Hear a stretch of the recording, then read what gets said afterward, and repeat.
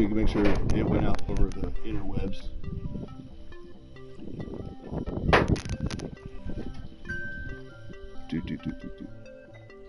Did I tag you properly? Huh? Did I tag you properly on Twitter? Oh, let me see. Let me see. Yeah, I got it worked. I tagged you. So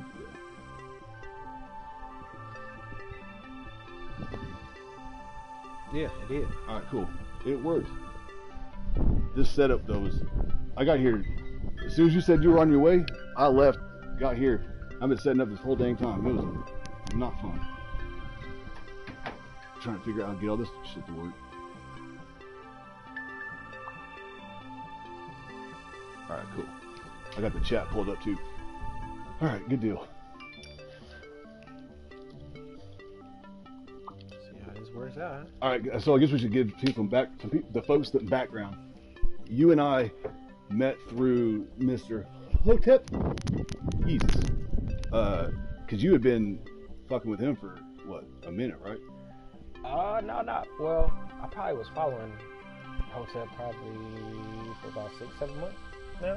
Yeah, that's way longer than I. Yeah, and I don't like saying following, so I feel like you're just at that point. Like if you follow somebody, you know what I mean? I'm not a Hotep.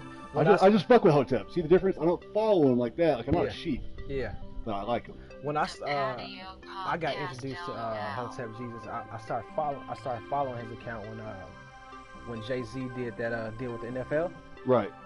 And because when you fall into that Twitter hole of I want to say conservatives a little bit. Right. The good conservatives, not conservative 8.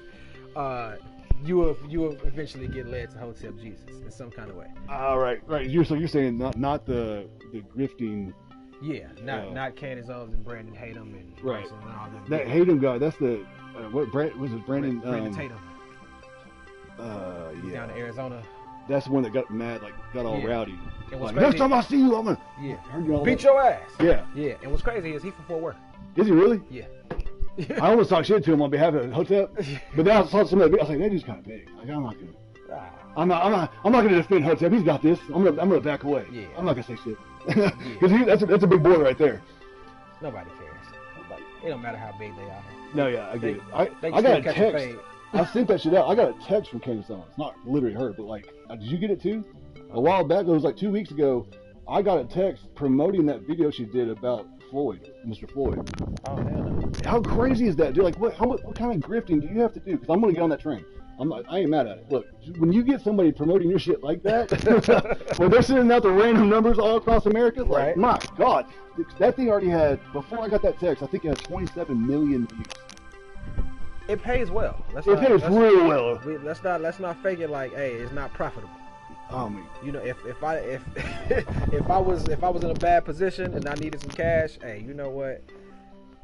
I mean, I ain't mad at it. Talking shit about black folks and tricking white conservatives is fairly easy.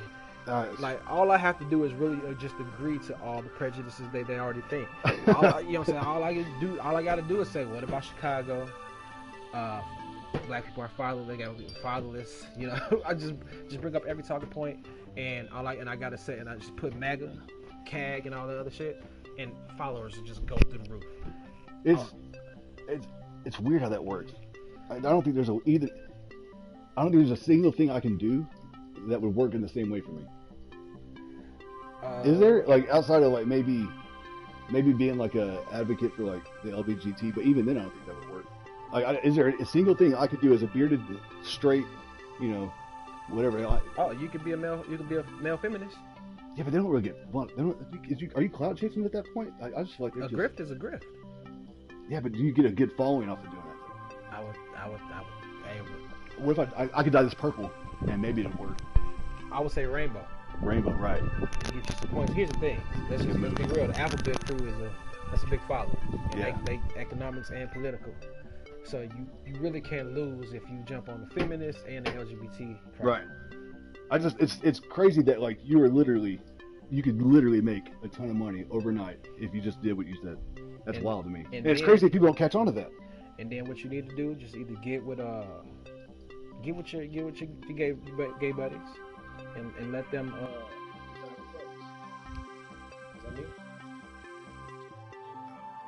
Keep hitting that stick. Gotcha. Hit X. Sorry, folks. We are doing this from the PlayStation because I wanted to test the theory. Oh, you know what? I got my stupid camera on. Look at this. We are just so unprofessional. I swear to God. No, that's not what I wanted to do. Okay, so what you got going on? I got my picture on. I need to put my camera on. I need to turn that off. So we are testing this theory or the idea of doing this podcast on a regular basis, but we didn't want to. Your podcast setup is not here yet, so we are doing off the PlayStation just for now, just to see how Apple hurry that delivery up. It wasn't that special of an order. Right. What, you just making fun of me? Nah. I felt like you were just. What am I doing? Oh no, there it is. That's what I was looking for. Trying to talk and do something. All right, so I almost just to mess with you, printed off that photo from your Facebook. Oh yeah. And I was gonna mount it right here, and I was gonna say My Pillow on it, Mr. My Pillow. Nice. God damn, dude, I'm not gonna lie. So that was the cell phone. I switched to Android from Apple, and I was playing with the camera, and of course I do the light skin thing, and take some sexy eyes pictures. It was nice. It was nice. If I was a female, I would have liked it, but we were going to a gun range, and I saw that, and I was like. He gonna save it and send it to me like, what's this about? But what's crazy is, oh no, he didn't just send it to me. He sent it to his other black friends too, right? It's like, and he was having conversations with his other black friends, thinking it was me, and he didn't even catch on to it. So maybe he's thinking that all black people look the same. We'll get to that another day. Damn. So I've known you for a minute now. And you haven't been talking no shit. And I've been talking shit to you all the time. And you waited for this moment to reveal that you like talking shit. And you just caught me off guard. That's bullshit, because I don't have a single comeback to that, because that really did happen, and it's hilarious. So you can't empty the clip, man. You gotta wait and play it at the right moment. Oh my God. I mean, I just see you empty the clip into a bunch of dirt, not on target. So, I mean, I can't say it. I did the same thing. That's why I bought this with 20 rounds, so I can at least get one shot on target. Yeah, so that's how we met. We got together. Well, we were talking back and forth about cars and whatnot on Twitter. Yep. And then on a whim, I was going to the range, and I hit you up on Twitter. I was like, hey, we're going to range. You want to meet me there? So you did. And the rest is history. So we decided, then we couldn't get into the range. So we ended up just bullshitting for like, 2.5 hours or whatever it was on that bench. Yep. And you were teaching me about where you came from, how you got here, and your success and how you achieved it. And it was profound. And on top of that, my daughter was hungry and mad and hated the whole thing, but her boyfriend was with us, who they now broke up. Which, yes, well, he was cool. I liked him, but whatever. He was going away anyway. Right? Yeah, he left the Marines, but he was like really blown away by what you were saying. He like really took it to heart. And we talked about it on the way home, and so at that point, I knew that there'd be a lot of people that would really enjoy not only hearing what you have to say, but like, especially with the current climate going on today in the world, with politics, with police brutality, with all of it. What was neat was that you and I had a similar thought process on most of it, and we're coming from really different backgrounds, and especially with the whole black and white thing, this is more powerful than anything. It's like in real life, especially around here, like, I don't know, maybe in the outskirts of Texas it's different, but it seems like in the inner city areas, like where right now we're in Cedar Hill, DeSoto, Duncanville, like where I grew up, it was always just like everybody was cool. Like it's never been like what the media portrays on any side of the media, you know. And it's like I was telling you, when the protests first started, when I was watching CNN, they were talking about the rioting, right, and George Floyd. But they were showing white people break in to these stores. But then Fox News is doing the same exact thing, but from the opposite standpoint. Talking about George Floyd and how that was wrong. Talking about the riots, but showing black people doing it. And it's like, if that's not clear as day, it's what's going on. But then you go around here and talk to people in real life, and it seems like nobody gives a flying fuck. Like, they care, like everybody cares, but there's not this divide that the media is trying to push on everybody. Right. And it's just strange. So I figured more people that come out here and talk live like this kind of helps shed some light on, you know, the fuckery that's going around all over social media. You know? I always tell people, like, don't fall into this big is a divide thing. It's bullshit. It's not a big divide at all. Just like we can say the police brutality things, how they boil that down to a fraction or 1% of all altercations or interactions with police. It's the same thing with this whole divide thing. You know what I mean? It's like that is a certain segment of the population that say, oh, I don't fuck with black people, I don't fuck with white people, etc., etc., etc. Like I told somebody here in Texas, like, white people ain't my concern here in Texas. You have more issues with Hispanics than you have with white people here. And that's just my experience, because I'm into low ride, you know. So, and when you speak Spanish and you understand Portuguese or whatever, you get to hear conversations, and they say little certain shit, you know. They have real Hispanics have a mindset of black people. They have a Fox News mindset of black folks, and that's just what it is. I don't think I've ever recognized that, or I don't think I've ever recognized that. It's real. No, I know. I don't think I've ever. And so it's like when it comes to, I'm from Chicago, Minnesota. Totally different vibe as far as white folks. I mean, when people say Minnesota nice, that's not a good thing. That's shade. Right. They're also a lot more white than I am, probably, because it's cold. And there's a bunch of passive aggressive. This is how my guy told me. And Jeff's a white dude from Kentucky. He said you have to understand about Texas. Texas folks at this point aren't all real Texans at this point. It's a mixture of everybody. He said, but up north you get old white money. You get old white folks that's been there for a long, long time. Right. And it makes sense because of basically what I had to do as far as business up there. What me and my people had to go through as far as business. You got to jump through a lot of hoops. There's a lot of unnecessary bullshit that you kind of got to go through just to kind of put yourself in a better position. Right. But that's just the politics and shit up there. So you don't find that around here? I mean, I'm sure it is around here somewhere. Like, I consider Texas kind of like a free enterprise. You come down here, as long as you got the money, they ain't really caring about credit or none of that. As long as you can show them that you can pay for something, or you can get it done, you have an idea, they don't care. That's why you see stuff like titty bars right next to like video game stores, right? Or like next to Subway, because it's kind of like free enterprise. It's like you got an idea and you got the money. Texas really don't care. That's fair. Yeah, you also said that it was a big difference between living in a all blue state as opposed to down here where it's a red state with blue cities.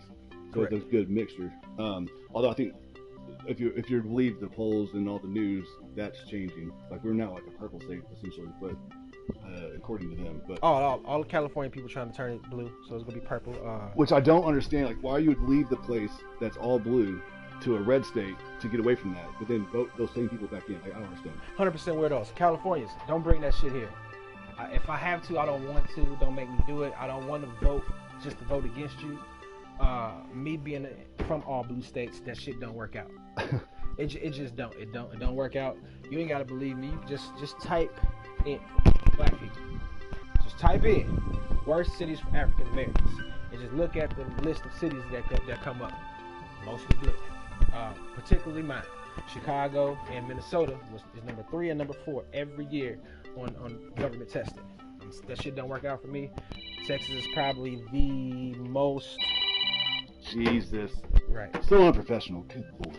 It's my wife. Oh, yeah, ain't you? You're gonna get in trouble. So Texas is the most balanced place I've lived. It's red state. All the rural areas keep it red, but in the cities it's blue. Right. I think that's a healthy balance. It's working out. Now all that we gonna turn it blue shit. This is the place I seriously think a civil war could happen, because the rural areas and the country folks, they not gonna let that happen. They not just go sit around and let it happen. It's gonna be an issue. Right. And if you ever live outside of the city here in Texas, like we have Alvarado, we have 10 acres of Alvarado. Right. We just got the Godly, and we're working on some more out in Claiborne, right? If you ever talk to those people, honestly, they have a libertarian attitude. Really, it's like, look, right. Basically, don't tread on me. You know what I'm saying? Do what you want. Like, leave us. We come out here because we want less oversight as possible. Right. These are the people that people gonna have issues with as far as if they get to trying to turn things blue. And like I said, our neighbor that's out there in Godly, he's the police chief. Right. I just sat over there and talked to him about 2 hours about some of the same shit right. we'll be talking about or whatever. He's the same way. Mind you, I went out there and shot over 280 rounds. Right. He's minding his business. We went over there and talked. He gave me some information, and we kept it moving. So. Yeah, and he's a white guy. Right. Right. Yeah, I wonder. So, we're gonna just so everybody knows, we have a. Oh yeah, there's music.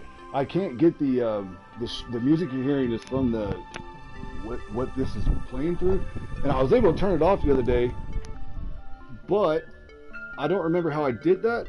It's the Playroom. So if somebody in the comment section that is familiar with PlayStation can help me out, I don't remember how to get to that section to turn that shit off. I don't know what I did because there was a thing on here that I could do, but it's not popping up for me. When I go down, wife is good. She was just checking on me. Make sure you got here, right? I'm out here with a crazy bearded white man. Right. Oh, she saw the stream. She's like, shit. You never know. He's one of those.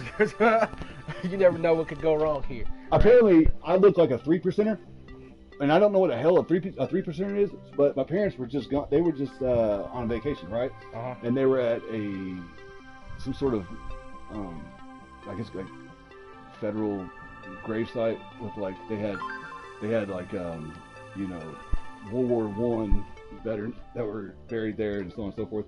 So they were just there checking it out, and these guys showed up.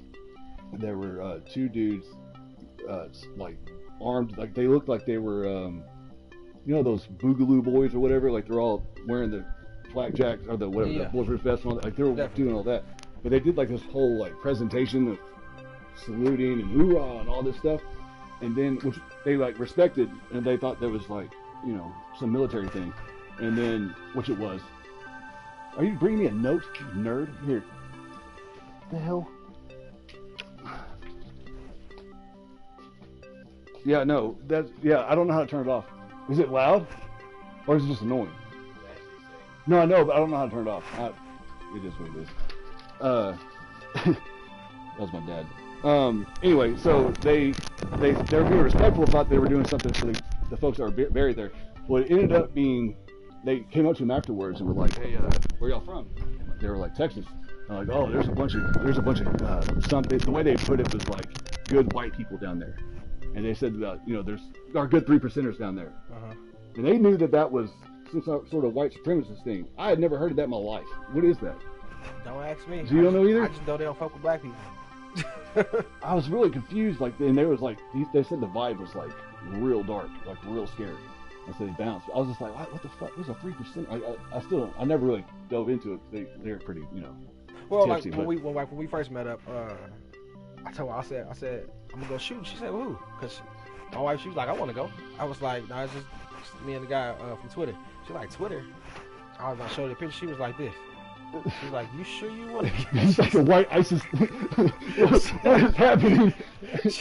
She said, you go with this? He got the beard and everything? I said, yeah. She was like, is you sure? I said, it's going to be a tall task if it's anything else. But I was like, yeah, I'm fine. So when I got there, I texted her. I was like, oh, we straight. Yeah, the reason why I started, I don't remember, I guess I started growing this out. It started because I got tired. Because I sent my DNA off, right? I'm 1.8% Neanderthal, which is a lot to be an old school monkey. Like, that's a lot, dude. Like, think about it. Most people that are Neanderthal, it's like apparently like 0.01%. I'm 1.8% Neanderthal. That's why I'm so damn hairy. So and I'm 1.5% Asian. So you did the Ancestry.com? Yeah, which is, I found out after the fact. I know, look. So we got clones around here now. I know. Look, I know. Did you not read the fine print? No, man, look. I just wanted to make sure. I wanted to see. I was really like balls deep in Vikings, and I wanted to see if I was a Viking. Because if I was, everything was about to change. I was going to start wearing pelts. Not 100% of the time. Like, babe, we go to the grocery store. Cool. Let me put on my bear suit, and I wield the axe everywhere I go. Like, I was excited to be a Viking. Well, I came back and I was just a dummy. Like, Neanderthals are just dumb as fuck. Like, oh, fuck, So. And I've done fucked up everything now because now that the system has my DNA and like they can send out. And it says, hey, when you send us this DNA, You have no more rights to this. This is our shit now. I know. All right. Well, I didn't do that. I did the National Geographic one. Right. Which, hopefully that one's... Look, I made a bad call. But anyway, so the reason why I say that is because I would have to shave a lot. Like, I have to shave my arms, like from my neck. Well, basically, all this is one piece, okay? So I have to shave all this every other day. And it gets really annoying with my face. I had to do it every day. It was just fucking irritating, especially when you're training the way I do. And I would get, like, it would break out and stuff and, like, get irritated. So I started growing my beard out just longer and longer because I got lazy. And then I got to where I was like, let's just grow a beard for a little bit, because then God of War came out, or I was getting ready to come out, and I was like, I'm gonna do a whole Kratos thing. And so I started working out to look like Kratos, and grew the beard out and did a whole video thing about it and all that. And then I just kind of liked it and started rocking with it. But then the side effect was cool, which was it made all of my kids' friends really, really, really intimidated by me without me doing anything. Beards do that. Yes. Yeah. So then I was like, this is a whole nother thing. This is awesome. My 11-year-old said this to me. He's like, if you would look nice if you cut your beard. That's what he say. All the time. Yeah, but that's not our job. Like, I'll be real cool with these kids, but I don't like none of you. Like, I don't even like okay, so I have all daughters. I don't even like their friends, for the most part. And the reason why I say that is because I know girls are mean, they're vindictive, and I'm like, they're gonna that girl right there. You can almost call it. You're like, that girl's gonna stab her in the back this way, and then you wait, 6 months, and that's exactly what happens. You're like, I knew it, but you gotta let them, I told you from the pictures I saw of you on Facebook. I think I sent you that text. Don't ever shave again. Oh, so now hey. You look. I was like this. I'm scrolling through the pictures. I'm rarely on Facebook. I have shit rarely, as you can see. You know what I'm saying? I don't really post on there. I'm like, is this the same person? Look, I can look like any main video game character from all time. Like, if you think about it, I can change my shit to look like any main character. I can be Nathan Drake. I can be Joel from The Last of Us. I can be Kratos. I just gotta change my facial hair up a little bit. Don't be jealous. Yeah, man. I'm not. Hey, I'm like, just because they don't represent you. The trucker hats and the beard is a good look, cause that other what you had going on before, I was like, hey, nah. Women liked my clean shaven face, so I'm told. I'm not. By women, I mean, like, the women in my house with the puppy. Because I'll be messing with real females outside of the household, because I don't need no more than things in my life. From my experience, especially in Minnesota, dealing with clean shaven guys. Yeah, clean shaven white folks. You have experience with them? Right. I was like this. That's weird. Either he's a big time drug dealer or a drug user. That was the vibes I was getting.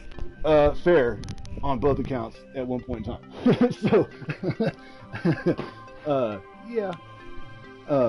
Anyway, so the other thing I was going to tell y'all was I've been getting tactical pistol training, and this gentleman has already agreed to do a podcast with us. So he will be, hopefully I can get that scheduled sooner than later, because I'm going out of town Thursday and I'll be back at a later date. I don't know how long we're going. I'd have to ask my wife.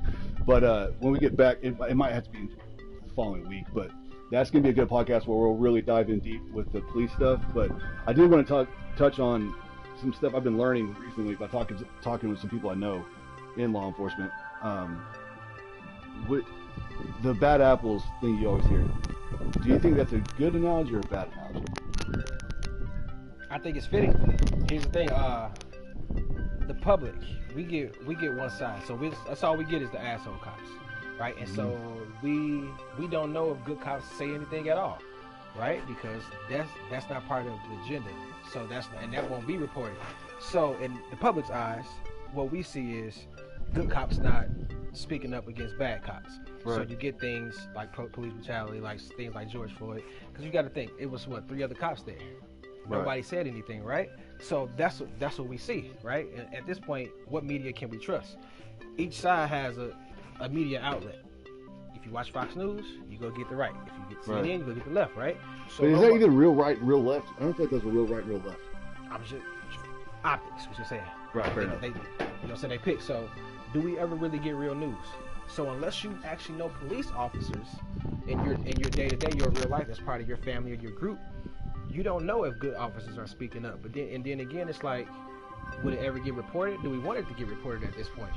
So I always urge people, if they know police officers, to ask questions. Mm-hmm. Look at you. Good. Back on. I always urge people to ask questions, or even try to just look further into the police complaints. Now, if you dive into that, you realize when it comes to police brutality or overuse of force, more police officers report those against other police officers. Yeah, I saw that statistic. Yeah, if we're to believe that. And that's just that's that statistic, but it's like that's not part of the agenda. So of course they're not gonna make those things public and stuff like that. So it just kind of all depends on if you want to go on what the media is showing you, so you can fall in line with the narrative, or if you want to look deeper into the situation. Well, that's what I was trying to do, and I was trying to do it from people I know, which doesn't really apply to nationwide, but also taking into consideration like the Sam Harris. I don't know if you watched the Sam Harris podcast yet, where he kind of does a real deep dive into all of it. That's a dope podcast, but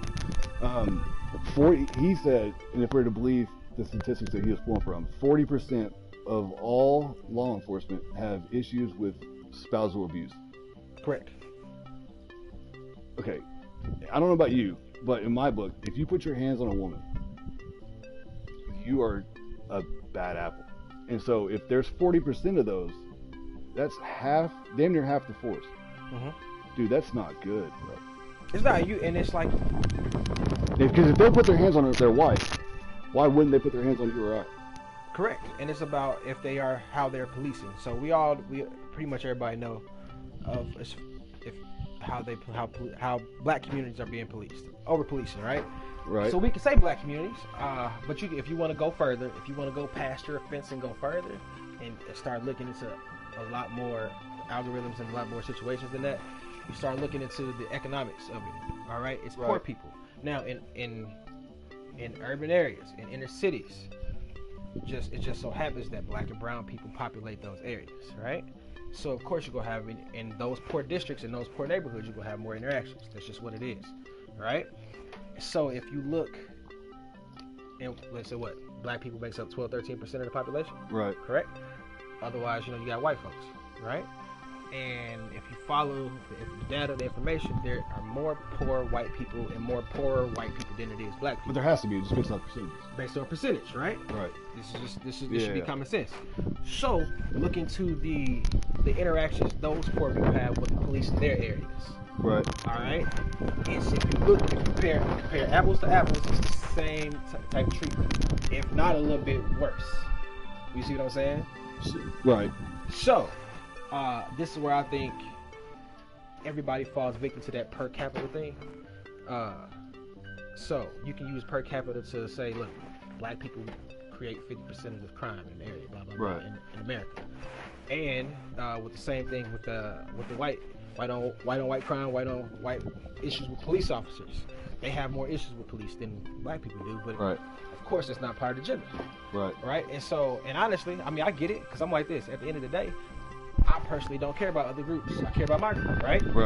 So I'm worried about the issue of my group. I don't care what they've done in history. I don't care what they've done in the past. When you say group, you mean your inner circle, not like your, or are you talking about? Let's just say black folks. Just keep it in general. Okay. It's my group here, right? So we can just focus on my group.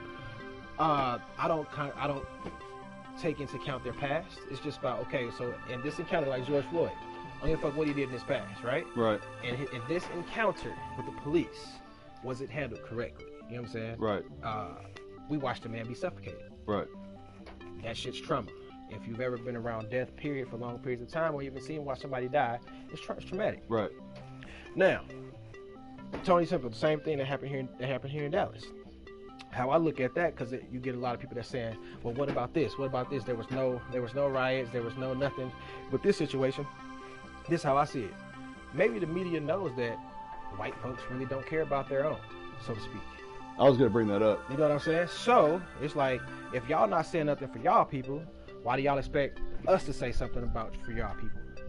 Yeah, right. No, because I don't give a flying fuck about a white people group that I don't give a it's never even been a thing in my brain until like it's been brought up recently in the news. Like I've never even my people is like people that I know and care about. Correct. But that's more common, I think.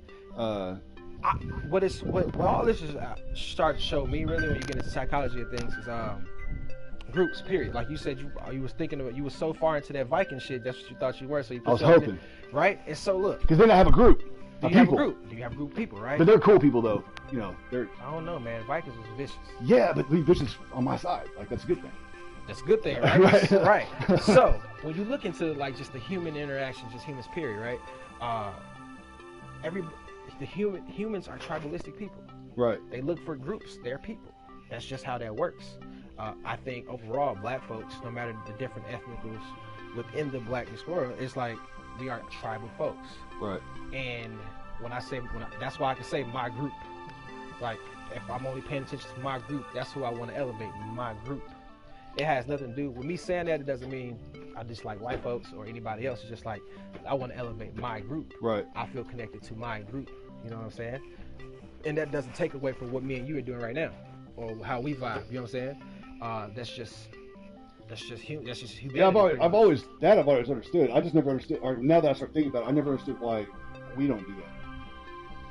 Yeah, I can't really say. I don't know. It's like my background. It was like, or at least my blood, from my blood standpoint, we're like German, and there's like Northern, like all this stuff. And I was just like, I don't know. Well, because no, and like I just never looked. It's never, more than anything, like people in general get on my nerves. Mm-hmm. Like, I'm really unbiased. I'm just like, yeah, you get on my nerves. I don't care who you are. I just, you know what I mean? Like, I don't know. I just never thought about it like that. But then I was wondering, you do have the white power people, and I've always wanted to meet one of them. I've always wanted to talk to them. I honestly can tell you, I truly don't think I've ever met. I mean, maybe I've met them, I just didn't realize it. But I've never met like a quote unquote white supremacist, KKK person. Like, hell, where I live, supposedly the Grand Dragon of some sort, like of some clan, lives and is a powerful figure in Midlothian. That's what the rumor is. I don't know if it's true. I would like to know who it is. I have a conversation with the guy. It just seems really like you just got to be a super dumb person, like to be a part of that kind of thing. But when white people do the group thing, like you're talking about, or care about their people, it's like really, it's like surrounded by hate. It's a negative connotation. Well, it's not even a connotation. It's just true. You're very much. At least from what I know. But with y'all, like, so I grew up here in Cedar Hill, and you know it's predominantly black, and it was the same thing, but it just made sense. It just made sense to me. Like, it wasn't because they never looked at it as like a hate towards anybody else. It was just like, hey, we need better ourselves. We need to better ourselves because it's strength in numbers. Period. And I tell everybody, and it's just my own principles and values. Strength in numbers. We are stronger together no matter what. Right. So we need to move as one unit as much as possible. Right. And we need to care for our brother and our sister. And that's just what that is, because that's the only way we go level the playing field at all. You know what I'm saying? We create our own economics, our own culture, our own. Yeah, but y'all 13%. But y'all's culture is everybody's culture. Like, think about how powerful that is. That's globally. And what's crazy is it's everybody's culture, but we benefit from it the less economically. Yeah, it's crazy. Like TikTok. Like, if you really could make the argument that culture of TikTok came directly from the black community across the globe. Like, yep.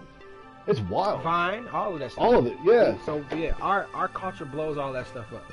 And if you are the person, if you are the money and the designer and the creative behind anything, I'm not gonna lie, and it's anything that has to do with media, period, you want to target black folks, because honestly, they go blow it up for free. Right. That's just what it is. Yeah, that makes sense. Because here's the thing, you're taking people who are economically at the bottom, and we're super, super talented or whatever, and so we're trying to find ways to get out of the bottom, off from the bottom. So we sell ourselves for little to nothing or for free. Basically, that's why you get so many people signing off their creative rights to. So you and I, should create our own beard balm. Then you can promote it to your people, and we'll make money. I mean, because black folks have revolutionized beards. You red leg? What are you talking about? My beard, your beard game is weak. True, but we made it cool. See y'all look, like you said, this is the coolest thing you've ever seen. Y'all look like Vikings, and y'all look like something aggressive. Yeah. We do sexy on you. Yeah, we do cool. You do have swag with it, true. But everybody sees you as aggressive regardless, without the beard, according to the media. What I'm saying, so here's the thing. This is how you gotta look at it. White folks been rocking those beards for how long? How long have bikers and truckers been rocking beards? A long time. I look like one of those 3%ers that they were talking about. Right, and so it didn't get cool until rappers and entertainers started doing it. I don't know. I thought Paul Bunyan was pretty cool. Growing long beards, and it's like you shape them up, do all type of crazy stuff. I can't think of. There's a few guys that rock the Hotep that have some dope ass beards. I don't really think who. I guess there's a couple. That NBA dude's got a dope ass beard that's long. There's not a lot of white dudes. James Harden, Rick Ross, and it's just like. Yeah, but that's not super. Rick Ross is not very long, is it? Not like this. It's the fullness of it. So we got different textures. So when I first grew this out, this is a whole different topic, but sort of. I was going to the barbershops here, and the way the black barbers do it, it's more like an art form. Mm-hmm. And we make everything cool. Right, but not on me. So it depends on who you go. No, hear me out. So I went, and they're real good, and they made it like they shaped. It was amazing, like what they did. Yeah. Here's the thing, though. On white people, you can't have straight lines. It don't look right.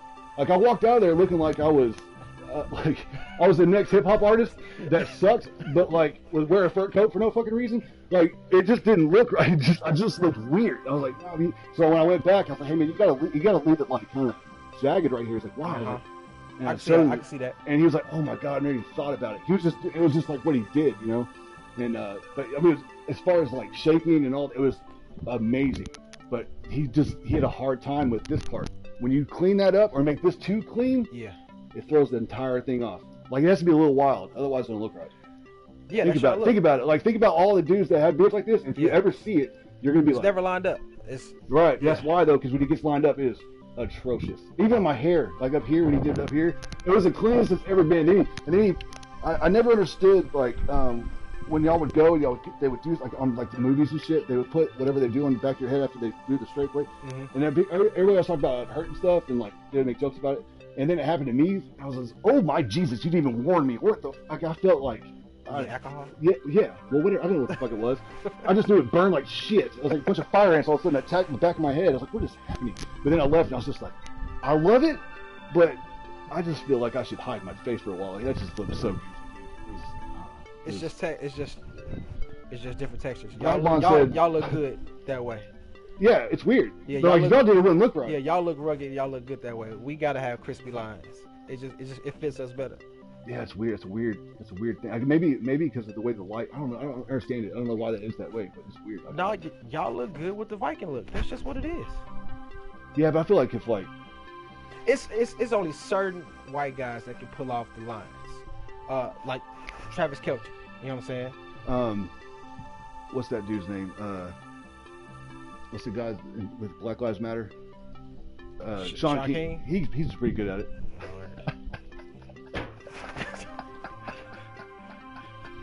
Black Bond said my beard is against the YouTube terms of service. You know, shut your ass up. God damn. Oh. Yeah, so I didn't want to go too much of a deep dive into the police thing without him being here. Because I wanted to grill his ass. You know what I mean? Catch him off guard. Right. So he gives real respect. He's not a police officer, but he trains him. Because I was thinking, you know, based on the time I've been with him, he's training some pretty lethal shit from the firearm standpoint. Right. He doesn't do hand to hand, but like if you look like Tim Kennedy and the sheepdog stuff that he's doing, and at first I was like real in love with all that. I was watching it all the time, so I was fascinated by it. But he's teaching like straight up survival, kill somebody type shit. But then if officers are trained that way and then they take to the street, I feel like maybe they're jumping to the gun too soon. Because okay, let me ask you this: have you ever been beat or anything like that by cops? No. I have. I stay away from police like that. Okay, but I have. I've been drug out of the driver's seat, right, through the window, thrown on rocks with the knee on the back of my neck.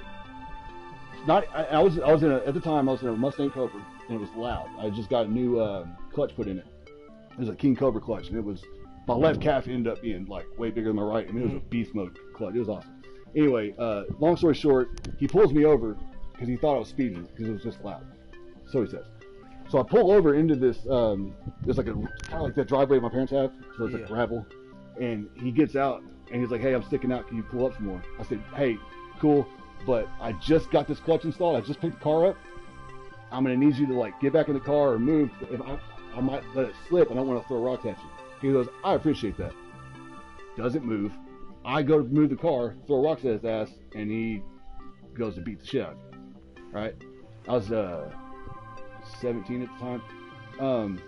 And I bring that up, I'm going to parlay into something else, but so that happened. I ended up finding out my wife, at the time she was my girlfriend, but she was working at Hooters. That was her boss.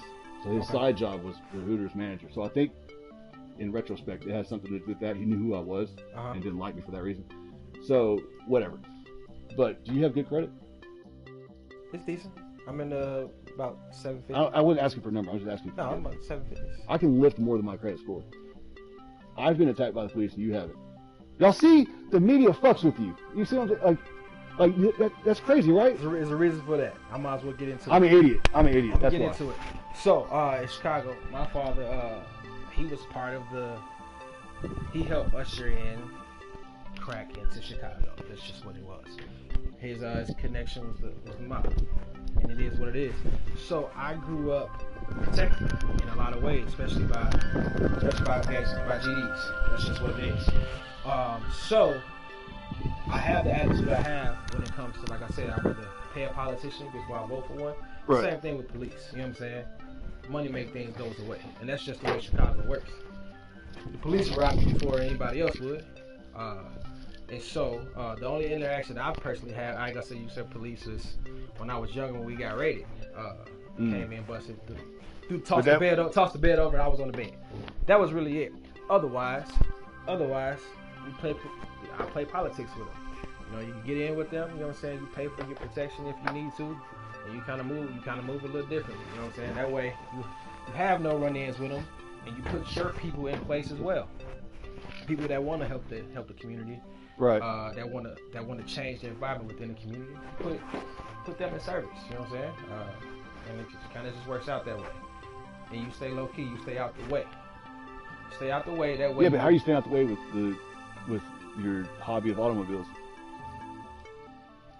Because that's what got me in that trouble, right? It was a car. So of course I race, right? Right. I'm in the street racing. You know what I'm saying? I like Euros. He used to be in the street racing. You're right. So motorcycles, cars, right? Who are you? I mean, hey, it is what it is. I'm trying to help you out, man. Come on now. So with that, like I said, what I just said, with having police on the force, that's family. Is that me or you? That's me. Okay. That's family and so on and so on. If you do get pulled over, you have someone to call, right, or whatever. But you got to know your routes. So if you are racing, you get caught at that speed, that's a felony. It is what it is. It's a lot worse now. They've passed new laws, man. So it ain't like it was back in 2002, 2003. So at the end of the day, it's don't get caught. Right. So I mean, yeah, I get that, but I mean, even just driving flashy cars now, I feel like you would be a target, right? No, because I'm not driving Dodge Challengers and all the other bullshit that black folks drive. I drive a Volkswagen GTI. Yeah, right. Oh, well, normally, but I'm talking about your other ones. Like, it seems like you would be, like... The lowrider is just totally different, all right? Right, I know. It seems like that would be really kind of sketchy, especially, like, right now. Like, so that's totally different. So I've gotten pulled over plenty of times, right, especially in Minnesota with my lowriders. And the police pull you over, like, who got the weed? Well, I don't smoke, you know what I'm saying? So right. Ain't no weed in here. Period. I know you don't smell nothing. So, right. If you run my name in Minnesota systems or whatever, it pops up that, I carry firearms. Because I had an incident there. You know what I'm saying? It was a mistaken identity. I had 99 times. Right. Mistaken identity. I was on the north side of Minneapolis. Some guys pulled up behind me. It's 4 of them, 1 to me. They thought it was somebody else. They got to popping off. I got out, hit 2 of them, 2 ran. It is what it is. Right. So he was like, "Where the weed at?" Well, ain't no weed. I know you don't smell no weed. So what do you really want? What do you really want? Like, Mr. Yancey, you got a firearm? Of course I got a firearm. That's hard. You already know that, or you wouldn't be asking the question. Right. But that's really as far as that go. But one time I got pulled over. They pulled me out. Whatever. Searched the car. It is what it is. But no violent interaction with police officers. Do you think that's more because of the way you interacted with them, because you made them feel safe in this situation, or like, what do you think what makes your interactions with them different than other people's? Knowing the laws. Right, which means you're being respectful to the situation. Correct. Not even when you get pulled over by a dick. You know what I'm saying? Ain't no point in agitating them. You know what I'm saying? Right. It's not an argument you go in. Never. You know what I'm saying? And here's the thing. I want to go home just like you're going to go home. Right. So let me not agitate you, and so I can get locked. So I go spend the night in lockup. I'm cool. Right. You know what I'm saying? I'm all right. I don't want to do that. So if I got to play nice, I'll play nice. It go my ID, whatever. Go away. Do you do the whole, like, you already have all that kind of ready so you can have it out the window and do all the safe stuff? Oh yeah. Yeah, it's weird because I don't ever feel the need that I have to do that until I got into vaping, and it was back whenever you had the big mods, so they were much bigger, and it was in a cup holder, and I got pulled over. I guess it was 3 years ago, and they pulled. Now this, I'll expand on this, but with that particular time, he like pulled a gun out of the holster and we saw it. Now that you and I are getting kind of more acclimated to firearms, I will never understand why he thought that something like this is a firearm. Like, it didn't make no damn sense. To me, it was like I don't know. It was odd, to say the least. But the more I got into fitness and I started doing this, I mean, they come up to my door very differently from whenever I was clean shaven. It's wildly different. Really? Yeah, it's wildly different. So I started thinking about that too, because I think it boils down to threat, like in general, like just how they view you. Because certain times you put them on ready mode. It is just what it is. Yeah, and I wonder how the vehicle plays into that too. Like, imagine if you were in a bigger, like an SUV or a truck, they're gonna feel more threatened because you can have more stuff in there, more people, more, So if you're in a small, like a golf, that's gonna be more unassuming. Right. So the stuff I drive really is like that. Yeah. It's less. You know what I'm saying? It's right. It's less urban and ethnic, right? So like I told you before, like I get pulled over in my GTI. Mind you, I could be hauling ass against a Corvette. You're like the only black dude that's ever driven a Volkswagen. Exactly, right? And it's a stick. So I get pulled over. You don't get cool points for that. That's fine. Yeah, I mean, just I walk on tickets too. So I get pulled over, right? Police they come up to the car like, and I can tell always it's because it's disarming. Because they're expecting the white kid up in this car. You know what I'm saying? So they get to they like, is this your car? yeah. Like, yeah. Why would I steal this? Like, right. And I said, I always say it kind of as like an icebreaker thing. You were thinking it was a black guy in the GTI. It's kind of throwing you off. And they always respond like, you said it, I did. Right. I was like, yeah, this is my car, man. And you're like, you know how fast you was going? I'm like, no, I was just kind of, I know I was hauling ass, you know what I'm saying? Because the thing is, even with, you never want to hit your brakes. Right. You never want to hit your brakes. It don't matter how fast you're going. Do not hit your brakes. And just so happen in the standard, all you got to do is shift down. You know what I'm saying? Oh, you mean you're coming up on a speed trap or something? Yeah, even if you speed, police at the last second, right. Never want to hit your brakes. Right. They clock you. Now you can go to court. Right. Now they can go to court and they can prove how fast you were going. C, you just don't hit the brakes, just ease off the gas. You know what I'm saying? Right. Shift down if you got a standard, and just let it ride. If they pull you over, cool. Right. But you only hit your brakes once you hit that speed limit. So because now they can't prove how fast you was going because they can't clock you. Yeah. I wonder why you see a lot of these interactions, like if you like watch cops and stuff, like so many people, just in general, the way they react to getting pulled over or being confronted by police is so fucking like aggressive. I've never done that, and my rap sheet was forever long, especially in high school. And I never did that, but because I saw what would happen by watching cops and shit. It's like, I don't understand how so many people of all race, I mean everything, they just like start, full on like screaming at him and shit just for pulling them over. It's like insane to me. I never understood. What do you think you gain by doing that? Like my grandma would do. You know what I'm saying? Like people just do that. It's wild. I'm not sure. That's just cops. A lot of cops are just agitated. They agitate you. You be already agitated, and so you be like, "Oh fuck," you know what I'm saying? Here we go. You know what I'm saying? Like I said, I've never had a violent, crazy interaction. Like got my ass beat by police officers, but I have got pulled over, and it is certain police officers just agitated. Yeah. And it's just like especially if let's say it's been a long fucking day, and you get pulled over at the wrong time, and it's like, fuck. Right. You know what I'm saying? And then you kind of gotta slow down in those moments. Because if the cop's not being a dick, you don't want to do shit to make him to become a dick. So it's like, you got to read the room. Read the room when you get pulled over. You know what I'm saying? If a police you can tell he's agitated, like if they approach you with their hand on their gun and all this other shit, which that happened to me in Burleson. Of course, I was in the van where there's no windows, but so I understood in a way. But it's like, look, chill. Look, I'm trying to go home just like y'all. What do you need from me? You know what I'm saying? And be on your way. Yeah, that makes sense. All right, fair enough. So, where do you fall? I mean, you and I have already kind of talked about most of it, but I want to give people some background as we keep doing this thing. Where are you? How do you align yourself politically? If I had to choose anything, I would fall. No, just in general. Don't go with the. Oh, okay. The norm. Just in general. Yeah. The actual answer. It would be more libertarian than anything. Right. You know what I'm saying? I was raised on conservative values, not even knowing that it was tied to any political party. Right. You see what I'm saying? I was just raised that way. I believe black folks are just naturally conservative. And my father being Ghanaian, my mom's being a black American, I was just raised on certain principles and values. Now, it wasn't until, honestly, I got onto Twitter and found that little corner of black conservatives that I realized, well, no, I ain't gonna say that. There's a lady on Twitter, white lady. I met her on Candace Owens, one of Candace Owens threads. And I started talking to her, we started inboxing or whatever. And that's when I realized that my values lined up with conservatives as far as a political party goes. And that's when that started clicking for me. Otherwise, you know. Was that weird at first? No. Not weird, but like what did it? Did you feel like betrayed, or did you feel like a certain kind of way because of that? No. No? Okay. Because these are the principles and values my parents raised me on. It has nothing to do with politics. Oh, right. You know, this is what got us from the bottom of the projects in Chicago and Cabrini Green to do what we're doing now. Right. So that's why I don't attribute it to a political party. At the end of the day, now a political party just perverts everything pretty much when it comes to conservatism, and that's why everybody mixes it up.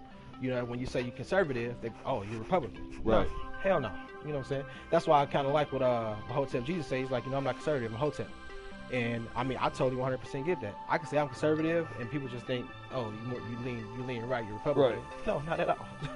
That's not what I'm saying at all. These are just the principles that my family raised me on. This is the principles that got us from the bottom. So if this civil unrest that we're in explodes, and there is like a divide, and there is a battle between the red and blue, what do you do? If you have to choose a side, what do you do in that regard? Not from a voting standpoint, but like from I know you did your own. Yeah. I know that, but I'm saying, like, if you had to choose a side, all right, let's get into where our family's screwed. We got to pick a side. What do you do at that point? If I have to choose, like I was saying earlier, with this whole Texas turning purple, or the whole push from California to turning blue, if I have to choose a side, because to preserve my own sanity, I will vote Republican against California idiots here in Texas. You know, I'm talking about like a shooting battle, an actual war. An actual war. If it was red or blue. I guess it's the same difference now. Yeah, same difference. Yeah. Yeah, I would have to be on the red side at the end of the day. Because here's the thing, I'm more of a libertarian than anything. Right. If we go political party, if we go to them type of ideologies or whatever. That's why I always tell everybody they should definitely arm themselves. Because at the end of the day, when it comes to firearms, right? When it comes to black folks are heavily outnumbered. If it becomes a race war, I don't think it'd be a race war. I think it'll be. No, I'm just saying if it ever came to that, we are outnumbered because we have been irresponsible, just culturally with one another with firearms, and overall just history. Right. You know what I'm saying? It's just history. Just what we've been up against when it comes to firearms. Right. So we don't have a good relationship or good thought process when it comes to protecting yourself with a firearm. That's why you get more black folks saying less guns. You know what I'm saying? Because we don't want to deal with that. I guess I never paid attention to that. Because all we know is destruction with them. It's just an efficient way to kill, right? Because like I said, we've been so irresponsible with our own when it comes to firearms that we've mind-fucked ourselves to thinking, a gun is violence, a gun is death. That's what we link it up to. So that's why you get a lot of black people. Hold on a second. More people complain about my music. Y'all are some haters. Look, I don't know how to do it. I don't remember how to do it. It's a Google search. I just But yeah, that makes sense. So I guess the Colin Noir of the world, like he's probably really good for the black community. I just don't know if he gets out there to the black community. Well, see, when it comes to the black community, that's why we got like Maj Touré and we got Colin Noir, right? So you can say, what'd you say? You know who Maj is? Maj Touré. Lingerie? Maj Touré. Lingerie? He's on Twitter. Maj. M-A-J. Does he have a big beard? Yeah. I like that dude. Locks, I follow him. Okay, I didn't know how to pronounce his name. I just looked at it and go, oh, it's beard guy. So here's the thing. So you got him. So let's say he represents the inner city. Okay. Then you got Colin Noir, represents black people in the suburbs. I didn't know the other guy was from the inner city. Yeah. So that's how that works. And so within the black community, between some, a good percentage, it's always a break between inner city black folks versus suburban black folks. We gotta get that, but I don't understand. Like, okay, it seems this is odd to me. It's kind of a sidebar. Like Colin Noir, he's got a giant following. Correct. I'm assuming that most of that's white people. Mostly white people. But also seems weird to me that they're like promoting a black dude being super gun guy. That seems weird to me because. But here's the thing. See, Colin, he's more of he's conservative. Right. Right. And so when you go on his. Well, he's more libertarian, right? Seems like he is.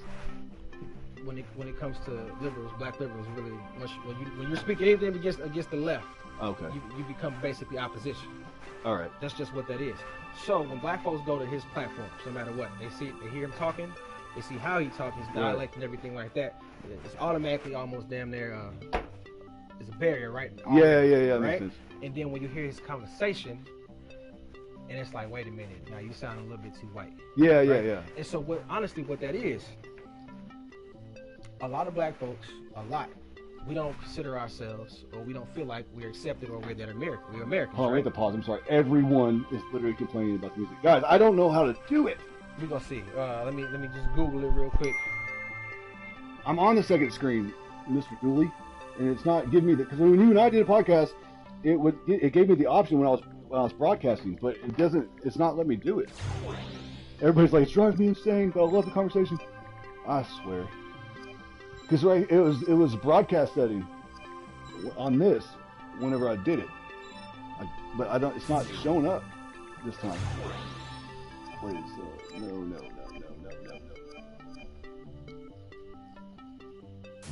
I don't know how to. I really don't know what to do, and I apologize. We'll figure this out. All right, you can be Jamie of the podcast. On second screen.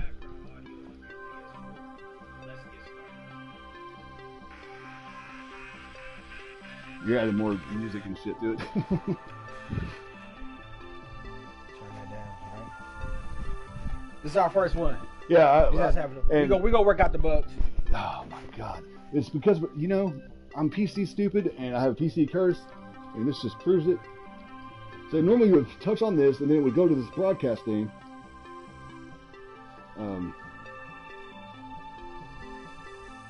See, it's not doing it.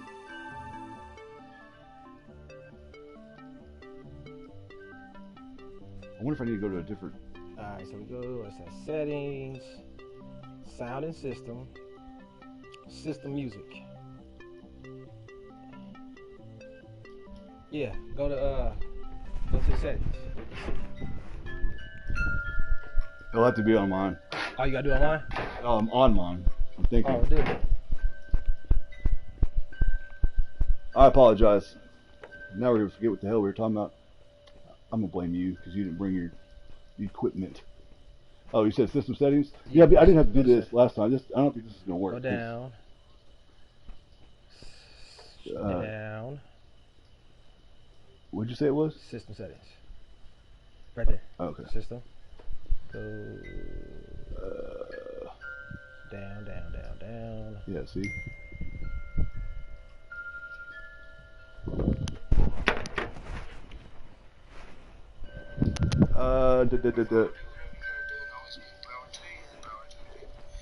Hold on, folks. I apologize. Go up.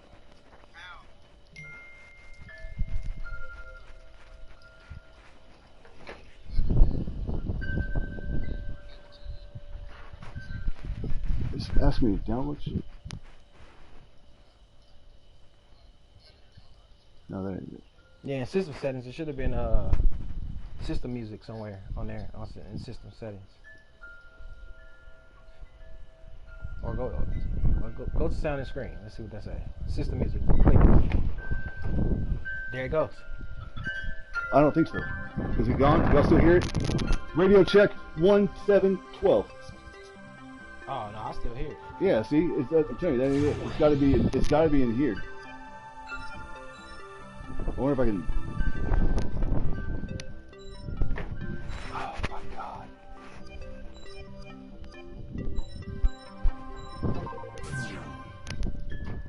All right, we'll do this and see if I can do it on this part. Shut up.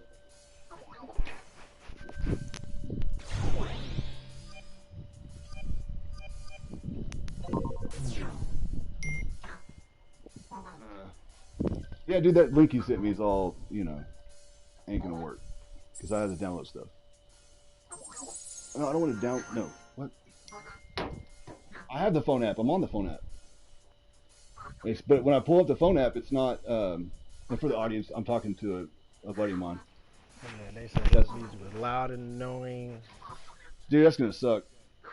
See, I'm on the app, and last time, Julie, when you and I were doing the podcast, I was able to click on the screen, and it took me to the broadcast studio thing, and I was able to change everything there. So it's not letting me do that now. Yes, I'm on the second screen.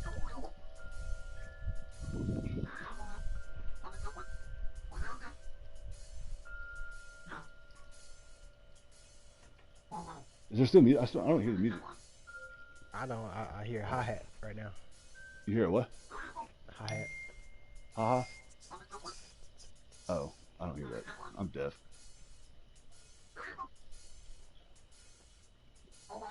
Yeah, I don't. No, see, none of this is accurate. All right, I think we should shut down the stream because it's irritating everybody. Now let me see if I can figure it out, and then I'll. Do you still hear music? Do they still hear music? I don't hear music. I hear hi-hat. That's it. Well, we're hearing. I don't want to rub the weird ass game. I don't want to rub my controller like that. That's weird. Especially with him here. It makes it just awkward. Is that what it's showing? Yeah. And that's fine. Is this better? We can continue with this guy. Y'all like that? Is that better? Alright, well, I guess as long as that's not very annoying. Yep, music is gone. Alright, well, there we go. We'll just play this robot. We'll continue with our robot. He likes me. Alright, fair enough. Yeah, dude, again, I'm on second screen. It's not giving me any options for all that. That's how I did it last time. It's not letting me do it. Anyway, alright, cool. So, as long as that's not too annoying, I apologize to everybody. I wonder if I can... Broadcast settings. I wonder if I could do it something from here. Advanced. Comments, links, audio sharing settings. Nope. No. Alright, well... Alright, fair enough. What it is. Yeah, now the robot's just me scanning this the whole damn time. Oh, it's so annoying. We gonna work this out. Yeah, I promise you. This is my fault. You should have been in charge. Look, this is my fault. Anyway, so what were we talking about? I don't even remember anymore. Honestly, I don't remember. We was on car shit, right? We were? I made fun of you for driving a Volkswagen. I love my Volkswagen. I had one, but they smell like crowns. Hey, whoever want to put up 2K minimum, I'm with you. In your stupid Golf? Yes. Holla at me. You want a DFW? No, my shitty Chevy will dust that thing. Okay. What do you have? Wait, is it modded? Of course. Oh, never mind. I'll back off. Never mind. Most states. Don't make me hit the nitrous. That's Don't make me do it. Oh, that's so dorky. I'm on some real Fast and Furious shit. Do you wear the like the wedge hat when you drive it? Like some kind of German hat or something? No. Do you wave like this? No. Okay. I love Volkswagens, man. I love my little hatchback. Only American muscle I believe in is in old cars. So I have big motors in my lowriders. That's about it. Yeah, and they're like old school big motors too. If it's an old car, I'll fuck with it. But like The newer ones, I really don't believe in American muscle. It is what it is. Even though they do it right down here in Texas. They know how to drive down here in Texas. Otherwise, whatever. Meet me on the line. You can be my Volkswagen or my motorcycle. You can just take off with the cash. Golly, that's wild. Shame. So you were trying to convince me to do a GoFundMe for an AR, and you called that group economics. Hell yeah. That shit was hilarious. Do you want to touch on group economics a little bit? Dave wants an AR, right? But he won't accept, like, if I just go out, like, and just order some shit and me pay for it or whatever. So he won't accept that because he looks at it as a handout. So he joked about doing a GoFundMe. I said, why not? Because you just built one that's uber sick. And I said, why not? Why don't you just start a GoFundMe? I guarantee you the 2A community will support you, and you'll have enough money to build your AR. He said, nah. He thinks it's just disingenuous. You know, he want to save that if his family falls on real hard times. He don't want to do it for them like that. I'm like, hey, group economics is group economics. The 2A community is a group. No, I get all that. I mean, and you're not going to convince me otherwise as far as like doing that. But the group economics thing is so cool because I had never, I guess I knew about it. I just never heard about it like that, the way you put it to me that first day we met. And I thought it was really profound. And the way you described it to me was by talking about the old communities that came here, you know, the Jewish communities and all that. And I wanted you to touch on it a little bit because I thought it was so fascinating. And maybe I'm just that ignorant. So this is how you got to look at it, right? So when it comes to African Americans, all right, they say we have a capital issue and we can't get the capital, right? So let's go with that. Let's go with that truth that black folks can't get the capital, right? So I fall in that category. Me going in and I get denied, perfectly fine. Well, but if it's anywhere from 5 to 12 of us, right, and we got a little bit of money, it's gonna be harder. It's gonna be harder for them to deny us all unless we just all got shit poor credit, right, with no income, right? So what you want to do is just pull your resources. You know what I'm saying? We're stronger together. Right. Period. So you pull your resources. You go in with the plan. Make it intentional. You just can't go. Like I said, you can't go in there with shitty credit and nothing to offer. You can't go in with nothing that's not fundable either. So if you're going in asking for a business, asking for a business loan, don't go in there without no business plan. You know what I'm saying? You work your ass off. Doing a business plan is not a. That's one of the hardest things I've ever tried to do in my life. Yeah, it's not a day thing. It's not a week thing. It can go well over a month if you do one correctly. Right. Right. So you want to go in there with your ducks in a row, and 9 times out of 10, they're not going to deny the group. Period. Right. Right. So you just want to put yourself in better positions to not get denied. For them to make it hard to deny you. You see what I'm saying? So if you do it. I may not check all the boxes, so it's cool. You out here, we can't help you. Right. But like I said, if 2, 3, 4, 5, 6, 7, 8, 9, 10 people go in and we got all the boxes checked, if they deny us, then we can say it's a racial issue. Right. Why? How come more people don't practice that? I mean, I think apparently a lot of people probably do. It just seems like they're not enough. It takes a lot of mental acuity, trust. Right. And that's a lot of people don't have those type of things when it comes to the groups they in or the people they trust. I tell everybody, start with your family. Your family should be the first people you do group economics with. Right. You know what I'm saying? Because it's easy. Because here's the thing, and I'm talking about your family and your house. Right. Start with that, right? If you give everybody a job, you sit down with your family, you come up with a mission statement for the family. Right. An economical plan of a mission statement where you talk about economics, you got a culture that you and your family want to cultivate, right, and how y'all want to move forward as a family, as a unit. Sit down, get your mission statement, get your principles and values that your family stands on, right? And with that comes goals. So it's like, okay, you know what?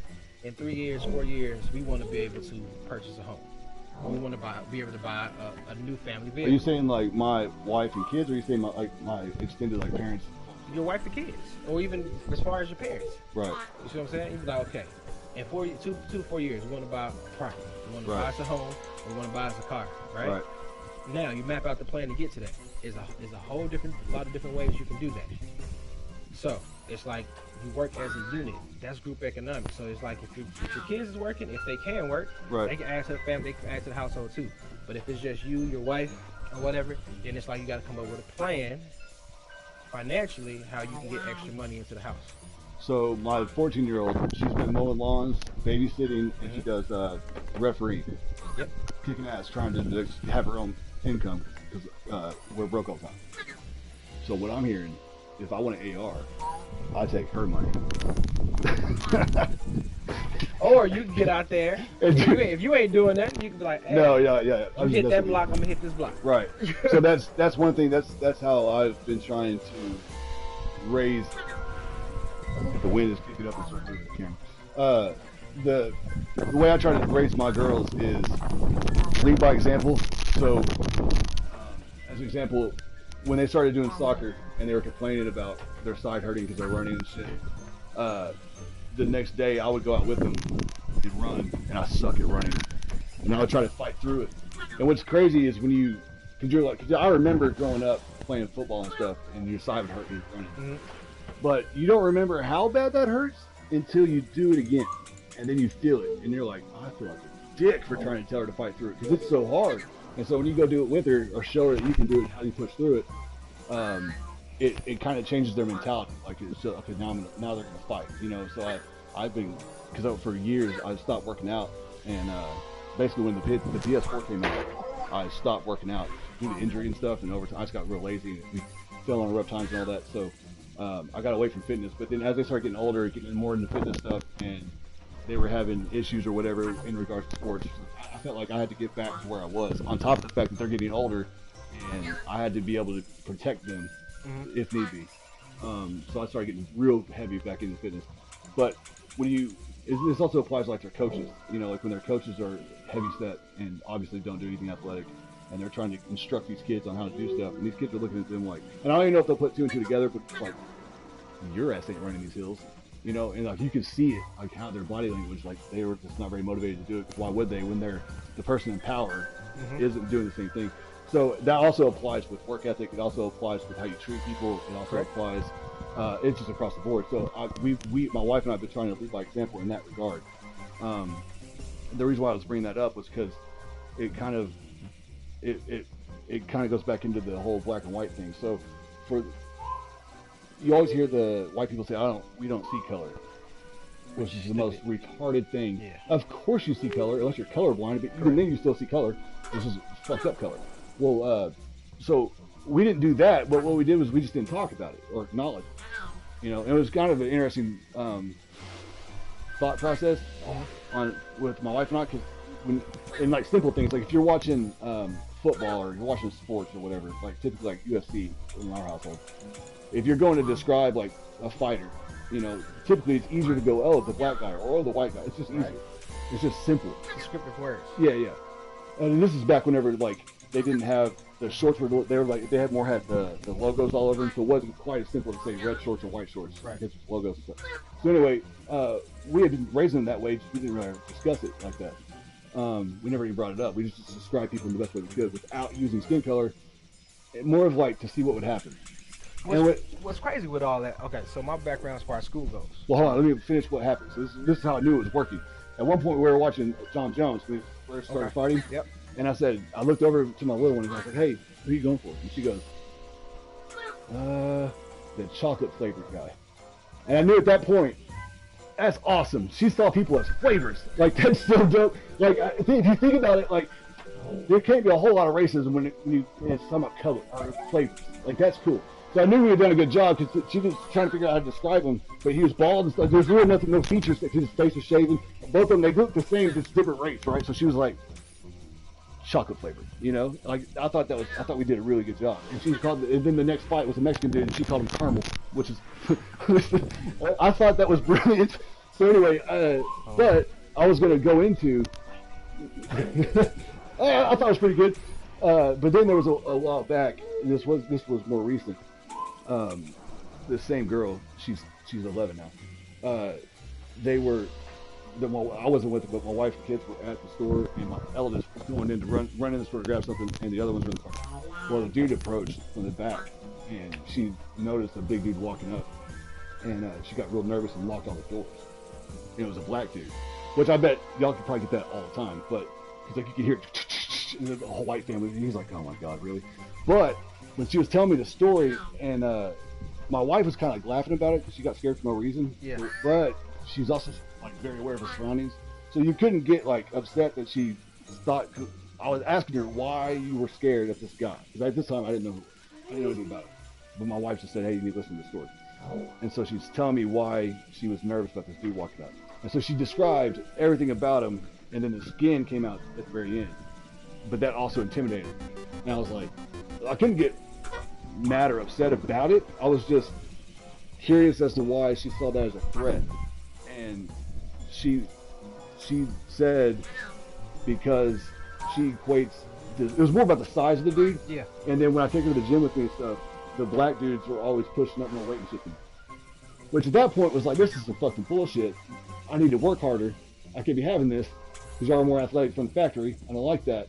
Y'all are cheaters. Anyway. God bless. So that's kind of how it worked out in her head. And so she just knew that he was strong and that there wasn't anything they could do if he was a bad person. Right. It was just interesting. It was an interesting scenario that happened on top of everything else, the way we've raised him. And we have black people in our family, and like people. It was a strange thing to occur.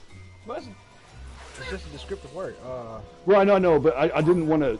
I don't want to say not to be afraid of people just by the straight up skin color. Yeah. But the fact that she called out all these other feature sets that she was 100% correct on, as a female, I was like, cool. I was okay with the whole thing, but I find the whole thing fascinating. Is what I was getting at. Yeah, I mean, it really just depends. So, okay. Like I was gonna say, like your wife judged me for a reasonable reason, right? Like I would never get mad about that. I'm on her side in that regard. Right. Because the same thing happened in reverse. I find the whole thing just very fascinating. For me personally, like raising your kids, like how do you go about doing it? So, we use descriptive words all the time. For the simple fact, that's just what, if they white, they white, they black, they black. It is what it is, right? Right. I don't take it any type of way. Now, only thing I have issue with is the word blacks. I hate that. My phone auto puts that. If I type black, it says blacks. I feel like people just found a cuter way to say nigger. That's just my personal opinion, right? But when it comes to that's an extreme like dot connection, but okay. So, but when it comes to descriptive words of saying, hey, if we saw a group of people over there, and I'll be like, hey, who you point at? I need you to either say Mexican guy, the black guy, the white guy, whoever. Give me descriptive so we can know who we're talking about if we see in a crowd of people. And that's what that is. Now, it's all about your tone and how you saying things, and how you were raised too. Whether that comes from a bad place. Yeah, well, see, that's I guess I should have said that. Like, so I grew up here. So it was we weren't raised like that. We were just raised as like you judge everybody off their character, right? Correct. The whole Martin Luther King thing, which whatever. I know that now that's used in weird like liberal white people way. No, that's a weird conservative thing. Like you don't see color. Oh yeah, the conservative. Sorry, not liberal. Yeah. Character, blah blah. So blah, that blah. it seems disingenuous now because the narrative's changed. Well, anyway, so it's just different where we were growing up. But over in Midlothian, it's predominantly white, and so I felt like the best way to tackle our belief systems, our foundation, my wife and I, because we grew up here too, and she grew up here too. Because there isn't a whole lot, there's more diverse now, but as they were growing up, it was like straight, like 98% white. So we thought the best way to handle that was the way we did it. But now it's more diverse, so it's a non-issue. But it always felt strange, but here's my stance on that. I don't trust white folks who don't see color or don't talk, who are afraid to talk about race. I feel like this. There's a lot of white people like that. If you don't feel comfortable talking about race, then I feel like you're a weirdo, or you got some type of different agenda, or you got your own little biases. You know what I'm saying? Or strong white guilt. Yeah, and that's no help to nobody either. Because here's the thing: me and you talking, we can sit here and just like my neighbor out there in Godly, right? Police chief, right? We sat out there for 2.5 hours. How me and you talk, right? When we was at the gun range, that's how me and him talk, right? That's how me and him definitely talk, right? And it's like if I can't have those type of conversations with another human being, whether no matter what I look like, then I start questioning your motives or with your own bias that you have. You see what I'm saying? Here's this thing: race is not a bad issue. It's not a hard topic at all. It's like, dude, I'm not here to infringe on your freedoms or your liberty or your mindset. At the end of the day, I need to know who I'm dealing with, right? Or how you feel, period. You know what I'm saying? Because here's the thing: like you and I. At this point, shit, we didn't kick it, what, 3-4 times at this point? Right. We text regularly and all this other shit. It's like at some point our families are going to return. Right. I need to know that you're comfortable. Speaking about race and about being open, that way I can trust you around my family. Right. I don't want to have to shoot you, or we get into a tug You'll of war. miss. You know what I'm saying? You'll miss. I'm fine with that. That's fine. Then we can just wrestle. You know what I'm saying? We can fight it out. Damn it. You know what I'm saying? But yeah, I'd rather for people to have open conversations about race, and that way we can get past barriers. You know what I'm saying? We can get past misunderstandings. If you have political bias, if you develop political racial biases, we can get past all that shit with just simple conversations. You know what I'm saying? That's why I hate those conversations where people say we have more in common than differences. Right. Yeah. When they be like, man, I knew we had more in common than differences. Yeah, it's a general conversation. Have a fucking conversation. Right. You know, just because you white, I'm black, or whatever you may call it. You know what I'm saying? That's when people fall into that whole, it's a divide thing. You know what I'm saying? That mysterious fake, it's a divide thing. Right. I can sit here right now and say white people this, white people that, and give you all of my grievances with white people, Asian people, Mexican people, whatever. But that doesn't mean I have a divide with white folks. Right. You know what I'm saying? And I have to explain that to It's like observations. People. Yeah, and I have to it applies. You can do that with women.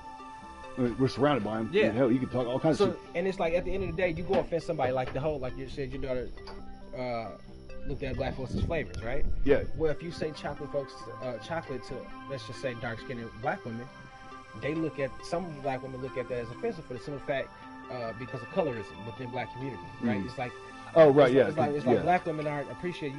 They have to be chocolate for you to love them and all this other stuff. So it's a thing. It was a thing for no matter who you'll offend somebody at some point. So I always approach it with an open dialogue. You know what I'm saying? Let's just be human. You know what I'm saying? Right. That being human to me is the way of I don't see color. It's about addressing it and we can have a conversation. Then I can say you don't see color. Especially if I've always found race more than anything to be funny. Like there's so many funny things. Like when it's wrapped in comedy, just think about all the stand-ups, the brilliant bits out there. I mean, race is always so involved. It's always so damn funny, especially because within the context of the intent is pure. Like to me, it's always that's how I've always. You ever noticed the double standard when it comes to comedy, black comedy versus white comedy? There's several different. I'm explaining to you. So there's several, but yeah. In comedy, which we can really say more black comedy than anything, right? Right. To crack jokes on white people is just with the white voice and all that. It's part of the bit. You know what I'm saying? It's part of the funny. It's part of the bit, and we know that as comedy. That's just what it is. Do the white voice. I can't do it. I'm not doing the white voice. But you know, that's what you're referring to, right? White... just making fun of white people. Period. Like Cat Williams is my favorite. About the shit that white people do. Yeah, and it's right. That's just part of comedy, right? Now imagine the white comics doing the same thing. They do. They're the good. The great ones do. Bill Burr. The good ones. That's what I'm saying. You have to be a part of it. But any black comic, no matter on what level, you make fun of white people. Yeah, but the reverse side of that is it's really frowned upon. Now there's a whole history as to why that happens. Very well true. But it's like that's just the standard at this point. It's like, hey, it is what it is. And I always just think that's funny because it's like shit. I mean, hey, we kind of black folks in our own culture, we make fun of white folks all the time. And that's why if I have white friends, if we can't crack racial jokes, still I can't consider you my friend. Well, here's the thing. So Hotep caught me. Remember I told you. He said that you don't like washing your legs. And I thought I had never heard that. And I sat back. Well, I thought that was just like a general common sense that I guess we understand about white people. It is, apparently. Blew me away. And then I didn't know that was a thing, but then I took a shower that night. And like it was subconscious. I started washing, and I got to where I had to go down my legs. I was like, I don't want to bend over. This is some bullshit. I always did wash my legs, but it irritates me every time. So I took it further, and I started asking everybody. I was like, hey, Grandpa, the very next day, do you get irritated when you wash your legs? And he goes, I think I do, yeah. But now he's older, so that kind of makes sense. I imagine a lot of old folks probably get irritated when they're washing their legs because it hurts and whatever. Okay, so I asked a ton of white people. All of them laughed because I never realized that irritated me. Dude, it's a real thing. Like, we do not like washing our legs. So, since that happened, what, 3 months ago? Didn't we teach y'all better than this, man? We taught y'all how to clean yourselves. Did y'all forget? We know we do, but we don't like it. That's the difference, and that's why he used. What? Hold on. You're behind the controller. Oh. Well, how do I... Okay, sorry. I need to pay attention to chat more. God, I hate this whole thing. We go work this out. I got some better stuff coming. All right. Sorry, y'all couldn't see me the whole damn time. This son of a... But we go keep up this patio thing. This is pretty dope. All right, so anyway, I've been trying to find something that y'all do that's fucked up that we can laugh at, and I cannot for the life of me figure it out. Other than like things that aren't that funny, but like y'all use white deodorant on dark skin. It makes no fucking sense. But it's not funny. That's not funny. I cannot figure out. I've been quizzing, asking people. And y'all are real like tight-lipped about it. Nobody's revealing anything. Because I know you got some shit in your head right now. You're not telling me. That's fucked up because you're taking up your group. But y'all got some shit. I don't care about my group. You got some shit. I don't even know how did that get exposed. How did we? Because nobody even ever heard that before. That's being a white person thing. But then we all laughed about it. Like, damn, we do. I guess the problem. No, y'all be exposing yourself because y'all. Who talks about not like washing their legs? That was an article a long time ago. Google it. Really? Google, like it was a thing. Like oh, so he didn't come up with it. Well, he loses point six. He didn't come up with it. Right. It was a whole thing, and we was like, wait a minute, white folks don't wash their legs. So damn funny. We didn't even know if it was true or not. But when it blew up, it was like, damn, white people don't wash their legs. So y'all just get in there, wash it up, and y'all just let the soap go, and y'all think y'all clean. How is that possible? Wait.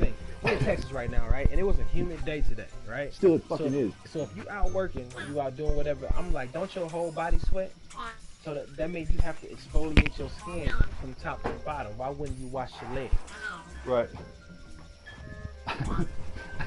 And what he also said that you can't use a loofah. That doesn't get you clean. And that's all it's in my household is goddamn loofahs. Apparently there's like other tools that you can use. I guess I gotta take a class on that thing, you know. White folks just don't wash their legs, got dead skin cells on their body. Oh, shut up. But no, see, I can't, even if there was a thing. There is a thing! Don't lie to me. I can't give the opposition. I can't give them rounds. When I find it, I'm fucking going ham. I'm making a video. Everybody's gonna find out about it. I'm gonna find it. We do nothing wrong. Mm-hmm. I'm gonna find it. This is bullshit. But yeah, like, I don't... Because like, when I growing up here, I mean, everybody's clowning on everybody, and it was just, this is what we did. And then you find it, but then as you get older and you kind of spread out or whatever, and I guess times have changed, it's like, that's kind of gone away. That's why Andrew Schultz is so good, because that dude clowns on everybody, dude. Like, if you're a veteran in a wheelchair, guess what? He's gonna get your ass. And that's why I respect that dude a lot, because he's fucking hilarious. Good comedy is free game. It don't matter what, you can't be offensive in comedy. That's just me. That's my, yeah, I have the same rule set. Yeah, that's me. I mean, that's well, you can, but I mean, you know, Kramer asked, you know, it was at a comedy show. It's a little different, but you know, well, sort of, because that guy, I don't know, it's been a while since I saw that. You can push it to limits. Yeah, you know what I'm saying. You can get crazy. Yeah, because Bill Burr took. We all know that's a trigger when he went with it, but yeah, you're right. But like Bill Burr, Daniel Tosh, like they've gone way past the line, but they did it beautifully. It was like brilliant. If y'all haven't seen it, y'all gotta go look it up. Like just go watch Bill Burr and Daniel Tosh stand up. But that's going back to, like I said, it coming from a bad place. You see what I'm saying? Like, or even Patrice O'Neal with the white baby keychain. I mean, how great of a bit is that? So that concept, just the concept of the bit, is just brilliant. You can all, like I said, you can teeter that line. The greats know how to teeter that line and not be offensive. Well, but that's what you're saying though, is like on the black comedy, there is no line. Yeah. They can kind of attack anybody and everybody. Right. For the most part. We have that, basically we have that free pass. Because here's the thing. Just like we was just talking about, like the whole, any pro-white group, we think of white nationalism. Right. I'm sorry, that's just what it is, right? And any black group, we don't get seen as that. You know what I'm saying? Right. The thing is, what's crazy is educated black people that are like that, they get called militant, which is weird as hell to me. You know what I'm saying? I've never heard of that in my life. Yeah, I get called. Oh, like Black Panthers? Yeah. Oh, okay. So I get called that a lot, that I'm a militant black person. You know what I'm saying? It's like, well, really? I'm like, so it's all principled black folks, you know what I'm saying? That okay, yeah. Educated, is they militant? Is that how you look at them? You know what I'm saying? Anyway, it's like it all just depends. We have that pass in our comedy. It is just what it is. So what is Kanye considered? Kanye? Yeah. Kanye West? Kanye's just Kanye. No, I know, but like it seems like he's got a weird aura around him. Kanye's always been weird though. Well, for sure, but like within the black community, it seems like they're kind of split. Well, here's the thing. Kanye, he went on that little tangent thing when he fucked up when he said that slavery was a choice. That right there, it shut down the conversation. Don't you understand what he meant by that though? It don't matter what I understood. No, I know that, but I'm saying like, when I first heard that, I was like, what? Oh, I know what he was talking about, because I'd heard other people talk about it, like being a slave to like your own conviction. I'd heard it put in different ways from different people, so I kind of got a grasp of what he was talking about. But yeah, he just explained that totally wrong. You know what I'm saying? It's like we can say I get what he was trying to say, but it's like, dude, you just basically the delivery was said slavery was a choice. Right. He said slavery was a choice. It was period. It was pause, and then he. Yeah, the delivery was atrocious. Yeah, and so it's like, wait a minute, that shit wasn't a choice. Right, you know what I'm saying? Yeah, no, I get that, but it was. So that's what I'm saying. That's where he stopped the conversation at, because he wasn't. He didn't produce that well. he didn't. Right. Yeah. Not at all. You know what I'm saying? When you going off of raw thought, you know what I'm saying? It's best for you to when you about to teeter that type of line. It's best for you to stop talking. Yeah, what I found fascinating with Kanye in general was the way the Fox News, the Hollywood Republicans, right, hated him because George Bush hated black people. Remember that? That's what he said in regards to Katrina. Okay. But then you fast forward several years, and then he's like pro-Trump, and all of a sudden Fox News is like, "Hey, come over here, buddy!" You know, like I just found that hilarious. Like the way that they just easily swayed by the same exact guy. You know, it's like, oh, now he's on our team, so he's cool again. When it comes to Republican outlets, the Hollywood Republicans. Yeah, when it comes to Republican Inc., I'm gonna just say white conservatives at this point. I think they so thirsty for black representation because they want to take those votes from the Democratic Party. Right. Yeah. Right. That it's easy to trick them into any. That's why it's so easy to grip. Right. You see what I'm saying? I would hope we get out of this whole two-party thing. Yeah, you know what I'm saying? But here's the thing. And you have people like Libertarians, right? Like, I like the Lady Jorgensen. That's Libertarian on that side. But here's the thing. Why that messes things up, especially for the right, because Libertarians, they're not going to take they're not going to take liberals. A Libertarian always really go steal from the Republican side. And so that just makes Democrats more stronger. You know what I'm saying? Because you're diluting the right now. Right. You know what I'm saying? It's like, so if let's say we have that in this election, you know what I'm saying? Where you got Trump, you got Jorgensen, and you got Biden. I haven't even heard of the person. She's lady. She's libertarian. She's actually pretty dope. But here's the thing: she's gonna take from the Republican side. Period. Okay. And so they gonna split those votes, and Biden will win if that's the case. It's not gonna be Biden. So Biden is not the person. It's gonna be whoever his VP is. He's gonna drop out through the hell. There's no way to run him unless we're doing him as a sacrificial lamb. I said that too. I was like, you know what? I think Biden is running because he's the popular one, but he's not. He go drop out due to health reasons or psychiatric reasons. Yep. The man is right. What the Democrat side is doing to that man is borderline satanic. Well, unless they're just sacrificing this election because they know they can't win anyway, and they don't want to use a good candidate. It could be that, but I'm pretty sure they're going to throw like Kamala Harris in or something. That's what I think. There's no way they're running that dude, man. There's no way. They might be just trying to get Hillary in again. Dude, that would be nuts. I would laugh my ass off if that actually happened. I would. But what's crazy is I think she would win this time though. If they did that, I feel like she would win. That's what I'm saying. Because there's so many people hate. Because he hasn't picked yet. It's up in the air. Right. And I just want to say, if anybody noticed, he ain't considering no black men, but he considered a lot of black women to run with him. Well, he said that early on. He's going to pick a person of color, a woman. Very strange. Why is that? Black people, why is that? Yeah, there's been a lot of that going on where it's like, I guess Hotep talks about it a lot, where he was saying the black male is shit on the Democratic side. Oh, definitely. Sorry. And then the Republican side, they want to use you, like you were saying. Yeah. That's wild, man. That's I don't trust either side, but I'm definitely not good. I guess I'm not black, so I'm not voting Democrat. And it is what it is. Oh, that's right. I forgot about that. Yeah. I wonder if he didn't mean it like that. Take a knee and wear a kente coffee for that shit. How about that? Good Lord. I don't want to. I'm not going to debate it. I'm feeling you and I will differ on this. But I don't want to get into that because it will take up the rest of the time. I'm just curious. Where are you from a religious standpoint? I was raised Christian.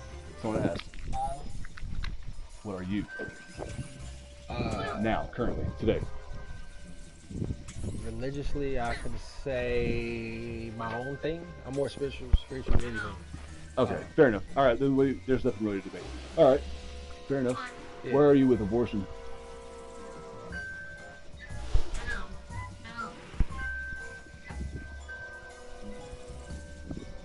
I don't feel like I should be able to tell a woman what to do, and that's her choice. Okay. How I personally feel about it is like, I think it's some evil shit. But with that said, like I said, that's my personal feelings about it. Right. Will I tell a woman if to do it or not do it? No. Yeah, it's always well,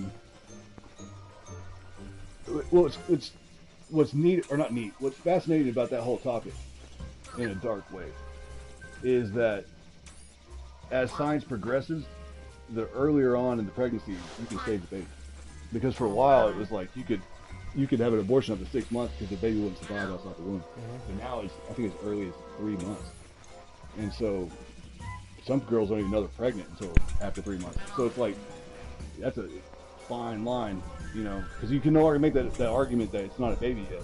You know what I mean? Like, but I think if you take it away, ultimately, if you take away abortion, the right to abortion, I don't know if you call that right, but if you take away that law of abortion being illegal, they're going to be doing it anyway, and then you're going to lose both the child and the mother. So I feel like ultimately that's where I stand. Like this goes back to my libertarian thing. If that's what they want to do, kind of, you know, it's like, yeah. You know what I'm saying? Because here's the thing. I look at it like this. Who am I if a woman doesn't want a child, if she knows she's not going to be a good mother, who am I to say, no, you're going to have that baby? Right. You see what I'm saying? That just puts the kid in a fucked up situation. Yeah, well, about that is which I've always found. I had this debate with my grandpa, and he surprised me with his answers, but because he's like 78, you know, and Republican, obviously. So when I brought it up with him, he was like, well, he's obviously against it, Catholic, all that. But I was like, well, but then you also don't support the social services. So if that child is being born into a impoverished home, a broken home, or whatever, then what happens? Now you just have another kid being raised shitty, being abused and everything else. We need more social services to help that child out, right? He's like, I've never thought about that way, but I would give up more of my tax dollars or more of my money for that if I knew it was going to. Because he doesn't trust the government to do anything right with the money, but if he knew it was going to help those kind of kids, yeah. I thought that was really surprising for him, especially from his era, to say that. It was a pretty powerful statement. He's also like for gay marriage and everything else, so I found that really fascinating on his end. But yeah, I find it strange that the GOP doesn't address that whenever the liberals bring that up. You know, it's like, well, you're not for any social services whatsoever. Like, you hate all of it. So what do you do with those kids? Right. You know, but nobody ever talks about it. At least I've seen, politician-wise. That's because let's just be honest. It's not a conversation they really want to have to fix it. Right. They just use it as talking points and to weaponize it. You know what I'm saying? And that's what the thing is when it comes to political parties and their agendas, whether you left or right. At this point, they just doing busy work and they just want to own the other side. It has shit to do with citizens and actually making life actually decent and easier for us. You know, they're not really thinking about anything, thinking things through. Right. They get to the point where they be like, oh, I'm about to own the liberal, own the conservative. You know what I'm saying? Well, they not going to talk their way out of this, and that's what they go with. So it's like when it comes, like the abortion topic, they're not thinking past, oh, you're killing babies. Right. Okay, it's like, okay, so let's say we outlaw abortion, right? Right. What we going to do with all these kids? Because there's not, especially in the last 4 years, I never really cared about politics prior to Trump. I got into it because I found him funny. Right. I didn't vote for his ass. I don't ever vote, to be honest. But I was entertained by the whole show, if you will. But then I started getting more involved in it and like trying to pay attention anyway. Yeah. And it's like I kept finding myself going, what? The whole thing just seemed really off. Like it just felt really disingenuous. and it started making me mad how dishonest everybody is on all sides. Like, it just started really bothering me. And now I'm just like, I don't trust anything. And because the news cycle changes so fast, for like with COVID, which we can talk about, but there's so much misinformation going on.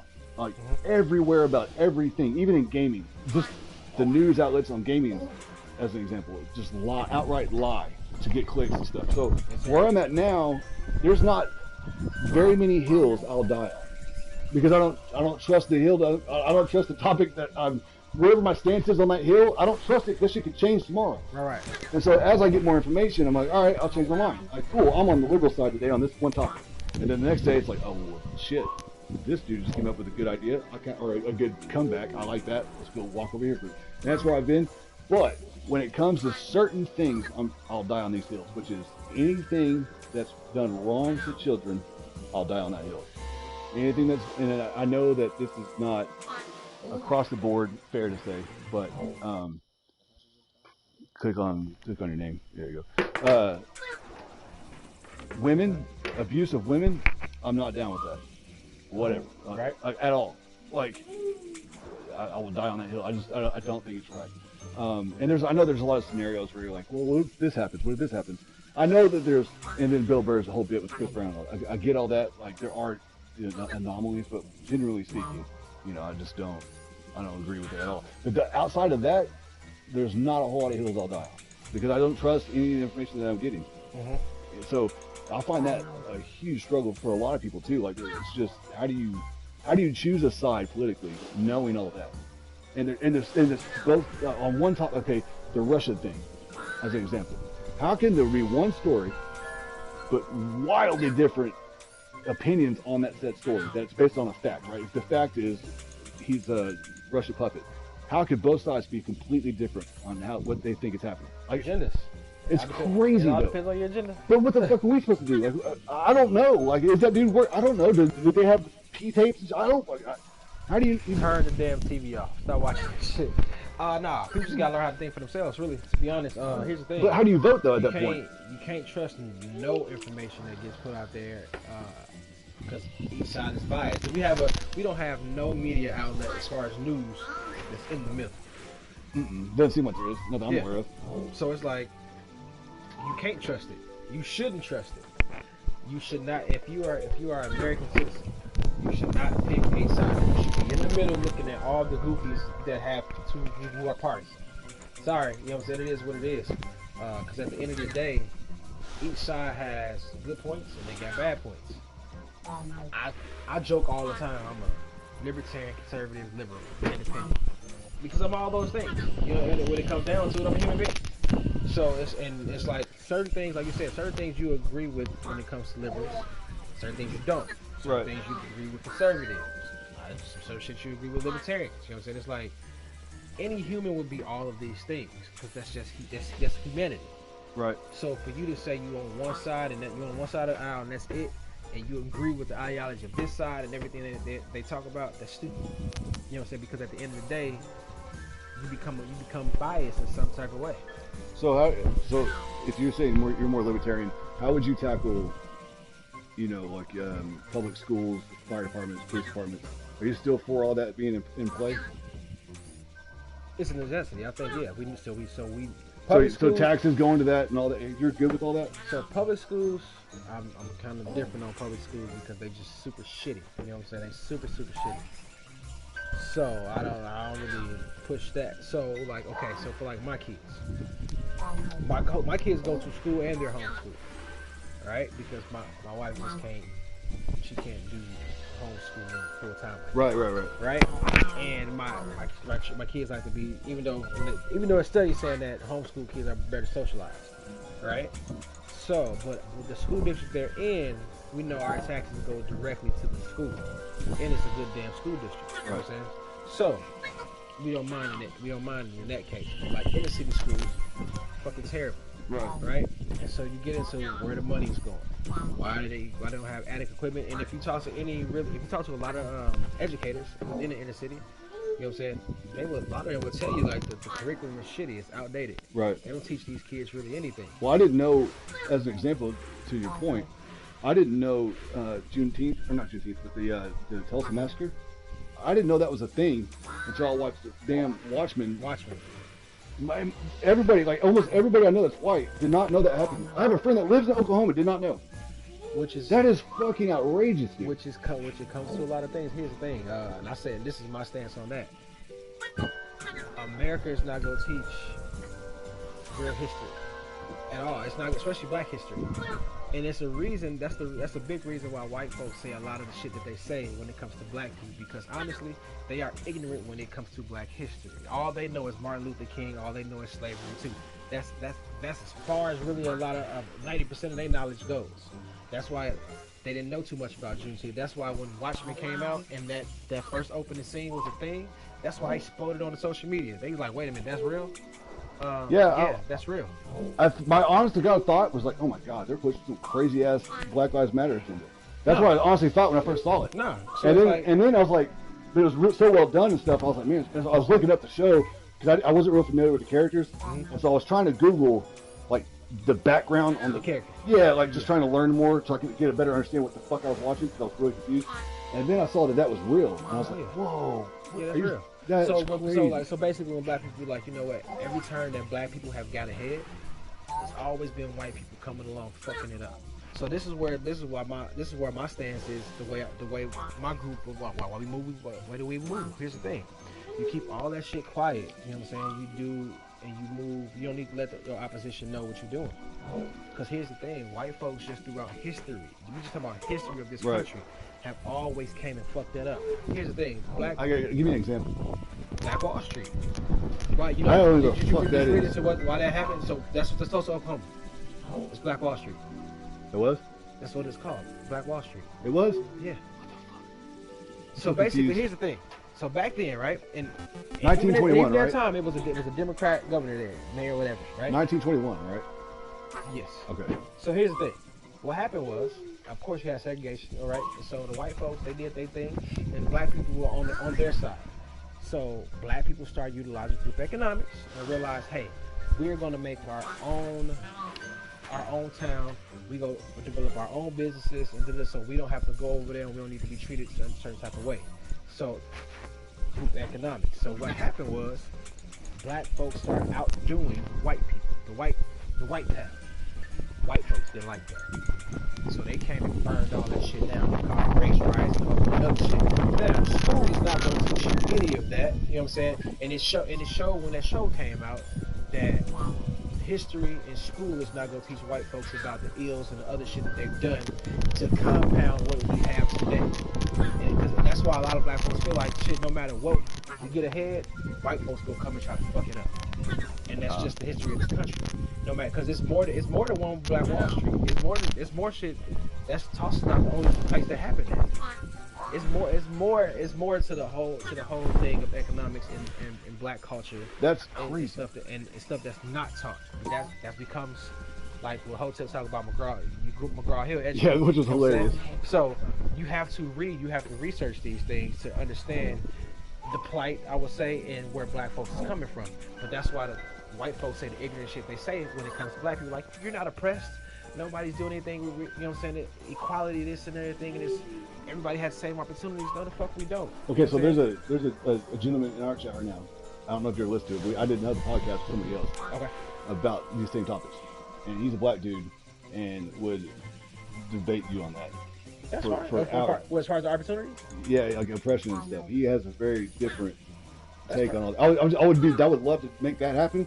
That's and I'll be the guy that just sits back and learns. But like I was really, other people talked to me afterwards, and they were like, dude, what? That guy was like off. But he's also highly intelligent.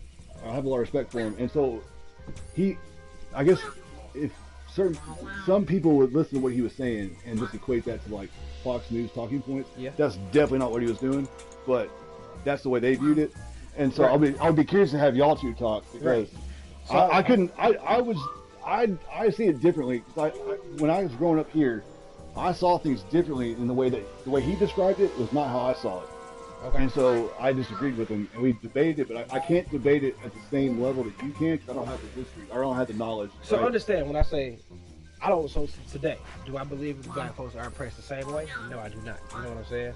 If anything, Like, okay, systematic racism. That's where we got hung up. So okay.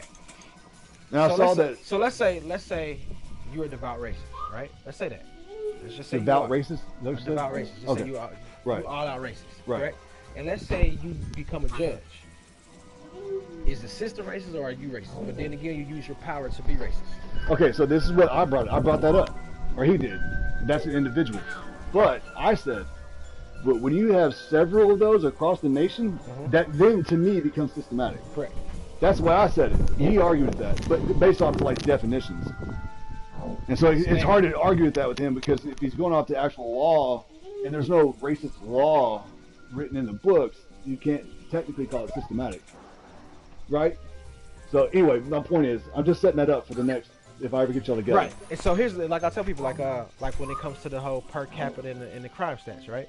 That's why I always ask people, like, okay, so at this point, do we believe police reporting? At this point, even just think I'm gonna say a hard no. Correct. So you can just go off of the last few months with the shit that we've seen with the riot. Right. Even like with the old white man. Right. The police report said he tripped. Right. We saw the video. The man was pushed.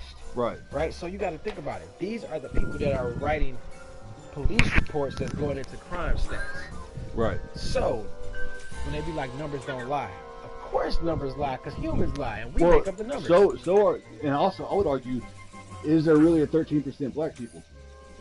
Do you know why I question that? Do we know? My dad brought it up with me and he was like, here, Nick. Okay, so you will get stuff in the mail that asks you for race and shit. Mm-hmm. I've never sent that motherfucker off ever. Me either. The census we got. The census? That is the numbers. I know a lot of black people. Ain't none of y'all fucking filling out no goddamn box. I didn't. Because y'all can think about why they want to know that. Fuck them. Exactly what the fuck I said. And I had that mentality too. I was like, why do they want to know? They already got my DNA. What are they trying to plan? Fuck them. Throw it away. So that number's way wrong. In my life. Because I swear to God, I feel like y'all are probably somewhere around 30%, 40%. Not 40. It's probably too high. 30% seems like more accurate. We could be. You know what I mean? Like, or more. Like, because I always wonder where the hell they get the information from. But it could be all the shit that we fill out. Who knows? Well, okay, but what if it's just stuff like when you buy your house and stuff, right? But how many black people rent? Are they filling out all? I guess depending on who's their landlord, they might not have a race sheet. How else are they getting that information? I mean, maybe the registration of your car. I don't know. I guess there's a lot of ways they could do it. But they just sent out $1.4 billion to dead people. I saw that. So we're supposed to trust all that to be accurate as well? Because what they said we didn't know if it was wrong. Right, but I understand how that could technically be easily done. Okay, whatever. But let's think about it from this crazy conspiracy. Let me put my conspiracy hat on. Let me be Alex Jones real quick. What would be the benefit of telling the nation there's only 13% of black people or make up the population? What would be the benefit of that? Do I dare say superiority? Sort of. I would say it's fear. Because if more white people thought that y'all's population was coming up and ours was going down or staying the same, that could scare a lot of people. Ain't white people trying to make Puerto Ricans white? Don't they got to be listed as white now? No, see, that I get real confused. When people start talking about Puerto Rican and like, I didn't know Mexican was not a thing. I'll get so confused on all this. Like I don't know. Like Mexicans aren't a race. I didn't know that. I got hammered on this. Well, I was doing a live stream like playing video games. Yeah. And then these guys there's a Puerto Rican on there, and he said some shit, confused the fuck out of me. And then there's a Jamaican dude, Dooley, saying some shit, confused the fuck out of me. And all of a sudden they were all making fun of me. I was so lost, and to this day, you're gonna lose me on all that shit. I don't know nothing about none of that. Well, it's great. So with all of that, with the population thing, right? So they say that white folks, y'all kind of dying off. Y'all don't populate enough. Well, that's true for any. It's an economic thing apparently. If we're to believe these, see, here I am again questioning everything. But once you're better off economically, the birth rate goes down because you don't feel like you have to keep producing. Actually, think about go back to like the 1800s. You had a lot of kids to help maintain the farm, right? Gotcha. So you had a lot of working hands. Well, as time progressed and science got more involved, and we started making cities and shit, that started going way down. So now the average is like 2 or something. So, and you'll see this in China, you see it in Japan, you see it all over the place, right? Even in Africa, like the better economic sound places, the birth rate goes down lower. So I'm assuming it has to do with that. But if that's the case, if y'all are dying off, y'all are populating. It's not dying off, we're not populating. If y'all. Well, no, we are. I guess we do have a really old generation though. Right. And so if y'all are doing both those things, and they saying that black people populate a lot faster, right? Right. So that also goes into abortion. Abortion too, right? So are we killing that many kids? Fuck, who knows, man? Because like you said, going back to the census thing, I've never filled one of them motherfuckers out. Period. It's a weird. It's a. Or are they going off of births inside of hospitals? That's another. Yeah, that's true. I guess you can't get around that. But are we supposed to trust that? Because the hospitals are, fucking with the COVID numbers. So. Well, how are they ranking? I guess that would have to be a systematic cover up. But then how are they ranking mixed people? Yeah, how does that go down? Are they black or white? Depends on who it is. If they're slightly prejudiced, they're black. Right? They're not putting mixed. Is there even a mixed checkbox? No. Well, then there you go. Black. You're definitely gonna be black. It's not a biracial. No, hell no, it's not a biracial box. I guess it depends. There might be now because the liberals are pushing that kind of stuff, but you know what I mean. So they are. So I don't know. I guess it would be. I guess I went a little bit too far with that because I get there is so many different avenues of checking those boxes that. Well, I know when you go buy a gun, they ask like 4 fucking times, are you Mexican? Are you Hispanic? They don't do that with me. I think they only just ask if I was white, and all that shit disappeared. No, if you read the list. No, yeah. Like when I just bought the AR-15 receiver or whatever, you had to go. They had to check with the FBI and all that other stuff. So through all that paperwork, they asked you like 3 or 4 times if you're Hispanic descent. Yeah, but it's kind of under the legal section. Are you legal of the United States and all that? Right? Is that what you're saying?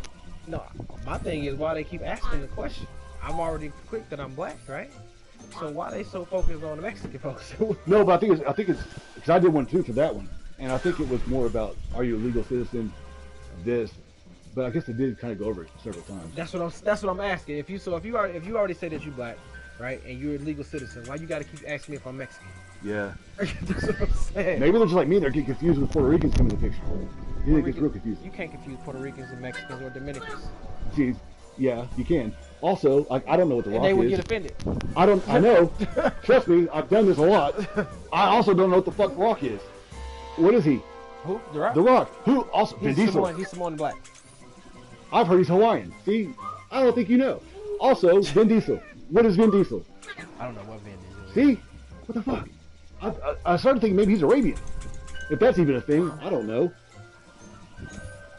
Like an Arabian Jew guy or something. I don't know. It gets very confusing. And then I consider him black. So. I do too, because he's got that dope voice, but I don't think that's what he is. Who knows? That's kind of cool. I don't know. But it gets very confusing. Where's he get labeled as on those films? The fuck is you he gotta think? click a box whether you white or black. All of the boxes. He's got to hit all the boxes. So it just depends on what you identify as. Yeah, but then it's okay to identify as a girl if you're a boy. That's what the alphabet community say. It gets all very confusing to my stupid Neanderthal brain. No, these are the times we going in, man. You know, you gotta find your section. I claim Neanderthal because I'm by my goddamn self. I ain't gotta worry about it. Because then I can just do whatever I want because I'm a Neanderthal. I'm a black guy that like to live on country land and be left alone.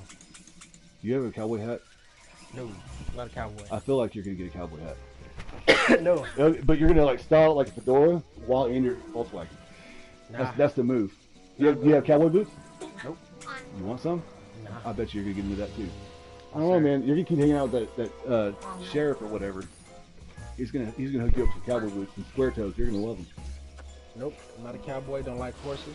I don't like. Yeah, out. We also discovered that he and I both fucking hate horses. I think cowboys is cool, but it ain't my thing.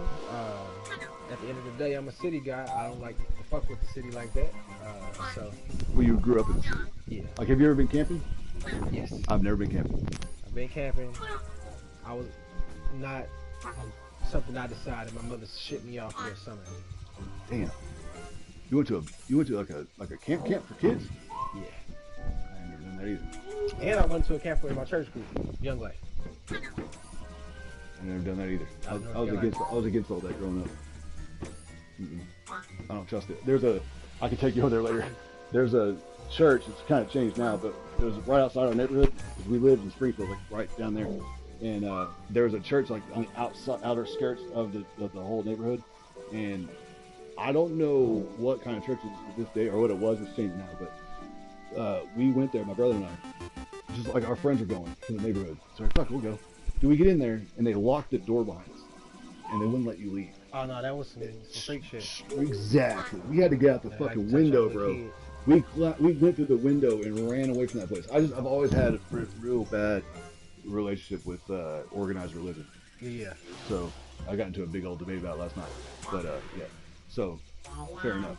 I was one other thing I was wanting to bring up. Shoot, I'm forgetting. I'm forgetting now. I'm drawing blank. I don't remember now. Let y'all know we was winging this first one. Yeah, this gonna get a hell of a lot better. Yeah, we definitely were. Now, I know this isn't what I was gonna bring up, but when you can come work out with me? When next time you going? I work out every day, brother. Do you? Most of the time. I try to. I fall off on weekends sometimes, but yeah. Let me See what you're made of. What time are you going on Tuesday? Whatever. I can make it work. I'll call you Tuesday.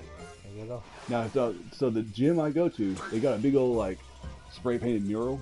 Is that how you say it? They got Trump on the side of it. Like it's pretty radical. So, but you're gonna love it. It's a fucking dope gym. It's like a powerlifting strongman gym. It's super dope. No AC. Hardcore. I mean, that's how I got the size I am. I stopped trying to get small, right? And I just started powerlifting and everything, and just trying to get stronger, right? And that's how I started to get bigger. But it's like I would like to be more smaller and more tall for sure. So I'm backtracking now. Yeah, I'm doing CrossFit now. Or whatever. So it's like I'm only 5'10", so it's like I need to be able to move weight around. Yeah. Well, the good thing is that what's cool, and hopefully we can get out there and do some work on your land, because that kind of working out, man, you can't stimulate that anywhere else. Yeah. Like cutting down trees and hauling it and all the shit that you got to do. When are you gonna break ground on the range, you think? Because don't you have to like dig down a little bit and then you have to build a wall, right? We gotta build a wall, a backstop basically. Right. So we gotta build. Can you do it in sandbags or does it have to be dirt? I don't know how it works. Whatever works, really. I mean, it's easier just to move some earth around and it's free. Right. So you can dig down and take that dirt and kind of move it up. Yeah. I'm assuming you're gonna need more than. Well, so what I plan to do, so we coming out, we got an engineer coming out, so we gonna see how we gonna end up, how we can grade the land. Right. So whatever earth we move, I'm gonna have them. Oh, because you have to flatten it out for the house and stuff, right? Well, yeah, and we just, like I said, we got to see where the water's going. Well, we also got a mound over here that we can use too. Okay. Yeah. So he's been wanting to get rid of it anyway. So whatever the earth we can use, we gonna put. That's what we gonna make the backstop. You say earth like Will Smith did in Independence Day. So whatever dirt we can use, we gonna use that as a backstop. I was gonna use railroad tracks as well, but I don't want to. It's gonna eat up the wood. Railroad tracks? Yeah. What do you mean? The wood. Right. Wood for what? As part of the backstop. Oh, is that a good thing to do? I don't know. That place we went to the ETTS, they didn't do that. It works.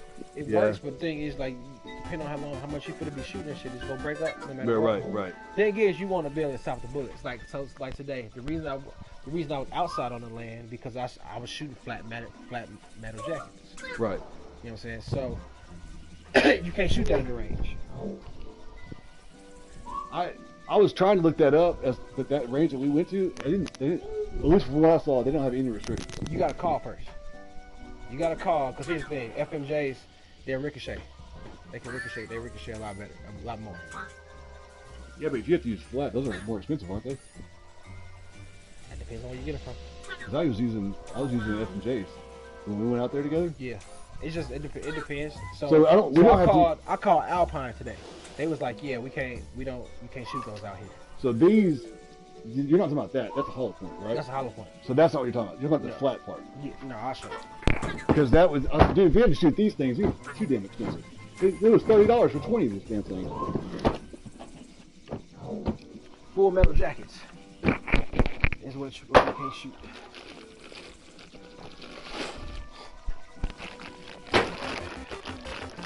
Where the calibers get big.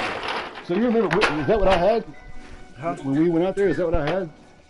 Yeah, that's what I had. So when the calibers get like that. So you're not supposed to use these? Huh? You're not supposed to use these? You can't shoot. Yeah, they won't let you shoot those in the range. But that's what we have. But in handguns, you can shoot them. Oh. But these for these. When you get in the rifle rounds, they won't let you shoot.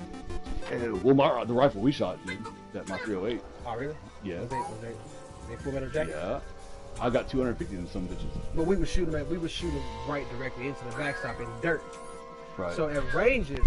And it was paper targets too. Correct. And you got to think, in ranges, we inside. And so what happens with the full metal jackets is they just pound the shit out of the backstops. And you keep shooting and you to go through. I got you. So you can't shoot those inside. Right. Okay, got it. So at ECCS we probably can, but we can't shoot the metal targets with it. Because the ricochet. Right. Got it. Okay. So much to learn with all that. Damn. Yeah. That's also a super safety thing. All right. Fair enough. So I need. But pistols doesn't matter. No, I don't have to worry about them because I don't have. Like I said, I call it Alpine because I was going to go out to Alpine. You know, so I'm like, you know what? It's kind of windy outside. You're gonna go shoot again without me? Gotcha. It's cool. Fucking. It was. I was gonna wait until Tuesday because I was gonna hit you up tomorrow. It's like, hey, I'm gonna go out on Tuesday because I was gonna wait. To go shoot this on Tuesday, but I was just itching. I was like, I gotta go shoot it. And I was going out to the land, and I went out to the land. I was out there about to get ready to shoot. I called my mom. Yeah, you said that. You said your family was there. So yeah, you still with your white guy that looks like an ISIS member who's confused to come out there with your family. I get it. And so I called my mom. She was like, if you would have told me, I would have came out there with you, right? So I drove 40 minutes to go get her and my sister. We came back. And that's when I started. That's when I got you. How many family members do you have down here? Because they're separate, right? You have some in Minnesota, some here. Like how big is your? We got Illinois, we got Minnesota, Mississippi, Florida. So are more people coming? You have family in Florida. Why do you let your family live in Florida? What a fucked up state we have. We got folks everywhere. Goddamn. But how many people in your family do you live here? Here is my mom, my sisters, and I got 2 cousins. That's family. But now with that land we just purchased, right? We have 11 families coming down total. Good Lord. Period. You know what I'm saying? So yeah, because like almost all of my family, outside of like 2 families, live here. Because what happened was with things that popped off in Minnesota, you know, people that our group people that's up there, they was like, look, ain't no point of us being here, like so they coming down. So, I wonder if that's the norm right now. I wonder if a lot of people are leaving. Could be. And people want to get the fuck out the cold. You know what I'm saying? Yeah. I'm gonna tell y'all this. It's just my opinion. Black folks ain't shit up north for black folks. You wouldn't want to live in Montana? Don't work out for us. Come south. You know what I'm saying? Better economics. Texas, free enterprise, free market. You'll make it. For now. You got some hustle about yourself and know how to accumulate, and know how to make cash flow go. Trust me, you'll make it. I don't know where I went wrong. It's about ideas, man. You can't get stuck. Can't get stuck. That's all. There's plenty of ways to make money. Plenty of ways. I've tried a bunch of different ways to supplement companies and everything else, but it always fell short. It just depends on your hustle. Like what you want to do. Are we making money out of nothing or what? Because then you like I was telling down on Twitter. You can get into options. You can get into Forex. You can get into all that. You can write a course, write a book. It's about getting money in. Right. You know what I'm saying? Create that cash flow for yourself. Yeah, I think we'll, outside of the Cecil podcast and maybe Grandpachi or whatever, I'll talk to you. We can talk more about parenting styles because I think there's a lot there because I raised my girls radical compared to like the norm, and so I'd like to bounce some of it off of you, stuff that I've done, and how it turned out, and just to see like where you're at. Because you have an older child. He's what, 18? 18, 14, 11, 5, and 1. You have a 1-year-old? Good Lord. I thought your wife hates you. It wasn't my fault. See, I got a vasectomy. I got a vasectomy, right? After we had our boys. Just had 3 boys. I'm like, well, they getting older. My oldest was what, 14 at the time? I'm like, well, I don't need, ain't no point in getting a set at that point. We good. I got it took over a year and a half for insurance to clear because I was so young. Right. You know what I'm saying? So it got cleared. I got my vasectomy. Well, with my type of sperm count, it just don't work out. So even when she said she... So you had 2 more babies after that? Yeah. Oh, that's some bullshit. Yeah. I feel like they fucked up. They told me anyway. They was like, look, usually with somebody with this type of sperm count, you have way more kids by now. I said, I pretty much learned my lesson. You know what I'm saying? Right. They ain't nothing but black holes taking all your money. You know what I'm saying? You gotta, you know what I'm saying? You gotta sacrifice stuff. You know what I'm saying? I gotta sacrifice car projects and a whole bunch of other things. Anyway. Wow. And so when she got pregnant a couple months after I had my thing, and I was like, hold up, we had to have a whole different conversation. Yeah, right. You know what I'm saying? I did my job. And so, but thank goodness because our last 2 was girls. Right. So you have a 5-year-old girl, right? 5-year-old. So I think our 5-year-olds together is gonna be awesome. Although I'll warn you, my 5-year-old's a little weird.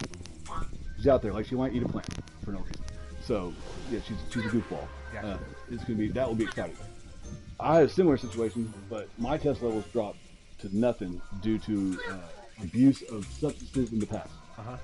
So then she got pregnant with the little one, the 5-year-old, the crazy one, and she was fucking with me. It was probably one of the best trolls of my life. She goes, I'm pregnant, whatever. We weren't planning, obviously. And so, because I didn't think, the doctor told me I couldn't have babies either. Gotcha. It was done, it was a done deal. And so I got put on testosterone replacement therapy. And so she gets pregnant. And she's on birth control at the same time. Which ended up causing a whole other issue because the birth control that she's on fucked her up. Gave her autoimmune disease and everything else. But anyway, she said, you know that there's a certain percentage of white people that can have black babies. And I was like, this bitch. And I saw that episode on Oprah a long time ago, but I was like, had she just said that normally, like I would laugh, like funny. But it was because the doctor also told me it wasn't possible for us to have a kid. And then she knew that, so she fucking said that. And I was like, this bitch, I swear to you. That was the best troll What would be all wrong time. with having a black baby? Bitch, you're married to me, goddammit. That's what's wrong, goddammit. Oh man, that was one of the best things she's ever done. That shit was hilarious. That would have been hilarious. My God, dude. And part like because I'm always joking all the time. Like I knew that's most likely what it was, but she hit it hard with it. She was real serious to try to like show me all these articles and shit because it's a real thing if you look it up. But like, so if you have black lineage somewhere in your history, there's a chance you could actually have a black baby. But it's or blackish, not like you're not gonna have LeBron come out. They're 2 super white people. But like anyway, so she like had all this ready and was like showing me, like prepping me. You was getting pissed off? No, I was just like, cause part of me felt like just the best troll she's ever done, but then part of me was like, because at the time it was like, why would she be saying all that? Like that's a weird way to like set up your own failure. You know what I mean? Because like I'm really big on not like, dude, like if I saw her hugging another dude, like to me that's cheating. Like I don't play no games. Like that's another hill I'll die on. Like I have really strict rules when it comes to our relationship, and she feels the same way. So like I don't go to strip clubs or anything like that ever. Like it's disrespectful to her. Really? And I have daughters, and I don't like that shit either. Honestly, you don't feel the same way about in regards to strip clubs, bro? I want to go to Hooters. No, I enjoy strip clubs. I can't do it. Can't do it at all. Because I think it's incredibly disrespectful to women. I know they benefit from it and all that, but it's not. How do you deal with daughters? How do you justify that in your head, or does that not come up in your head? Well, see, for me, it's not like I go. So when my buddies come and say they want to go, I'll take them, no doubt. You know what I'm saying? Am I frequent in strip clubs? Hell no. You know what I'm saying? It's not my thing. You know what I'm saying? I'll just sit there and enjoy the music and watch them do their thing. You know what I'm saying? Yeah, I won't do that. So it's like, yeah. I tolerate it. What's crazy is the most fun I've ever had in strip clubs is with my white friends. My guy Anthony that lives out of Kentucky. Right. Strip clubs is his thing. It's his thing. When I say it's his thing, he makes a lot of money. So he blows a lot of money in strip clubs. We was down in Arizona. He does the make it rain thing. Yes, he does that, and he pays for a lot of private stuff. Right? Yeah, never. I would never. And it's just, oh my God. The strip club experience is totally different when you got a lot of money to blow. I don't give a shit. So it's just weird. I would think about this. Like, I couldn't have that if I could. Like, what? No. Like that. No. That would never. No, I can't. That's a. I swear to God, I hate this thing. No, I'm like, I told my brother when he was getting married. It was what, 2 years ago. I was like, dude, if you're about to party, you plan on doing anything with scripts, I'm out. And I was the best man. Like, that's how strong I am with that shit. I play no games when it comes to that. Yeah, because my boundary that I set with her, like, I had these boundaries when I dated, but like, yeah, no, there's none of that. Like, bachelorette party and there's gonna be strippers, she ain't going. Yeah, tell me this. How do you feel about interracial dating? I have black people in my family. I have no problem. Yeah, it's awesome. I don't care. I don't care. I'm for gay marriage. I'm for all that. Like, I'm really liberal when it comes to all that. Really? 100%. Yeah. No issue. I just don't like cheating of any sort. Let me get you what? Oh, to date white people? I'm gonna say this. That's awesome. Black people more than any other race, they get weird when they date outside their race. Really? Yeah. No, I would love to have you talk to my uncle. And this is my thought process behind it, right? Can you have this conversation with a black guy married to a white woman? Yeah, I definitely will. Yes. So and he's a scary motherfucker too. I'm gonna set this up. So in 36 years, you know what I'm saying? This is come from Chicago, Minnesota. Right. I've only experienced 3 black people in my entire life that are married outside of black people. That's still like black people. Otherwise, they're like Brandon Tatum and Candace Owens. That's how they talk about black people. No, that's not how he is at all. But that's what I'm saying. That's what you've experienced. So it's rare for me to experience black folks that. Well, because Candace Owens is married to a white guy, right? Correct. Yeah. And Brandon Tatum married to a white lady. Oh, okay. I wonder, is that more normal? You think? Is that like? In my experience, it is. Well, I'm saying outside of that, like, because with them it is, right? So that would also fall into your. So I think of it like this. This is why I associate that shit with it. It's like black folks. Most of us are itching to have some type of history or find anything outside of what American history says of who we are, which we come from slaves, right? Right. And so it's easier. Usually, white folks, they know their lineage, they know their history. Usually you can ask, and I learned this in high school. I was in the class, and they asked us to, where did your people come from? Where did your, what I'm saying, what is your lineage? Now, it just so happened that my father's Ghanaian, so of course I know that. What did you say, Ghanaian? Ghanaian. Ghana? What the fuck is that? Ghana, West Africa. No idea. Okay. Okay, right? So, I know that, but when you ask a big portion of black people, where they come from, it stops at slavery. I feel like nobody knows.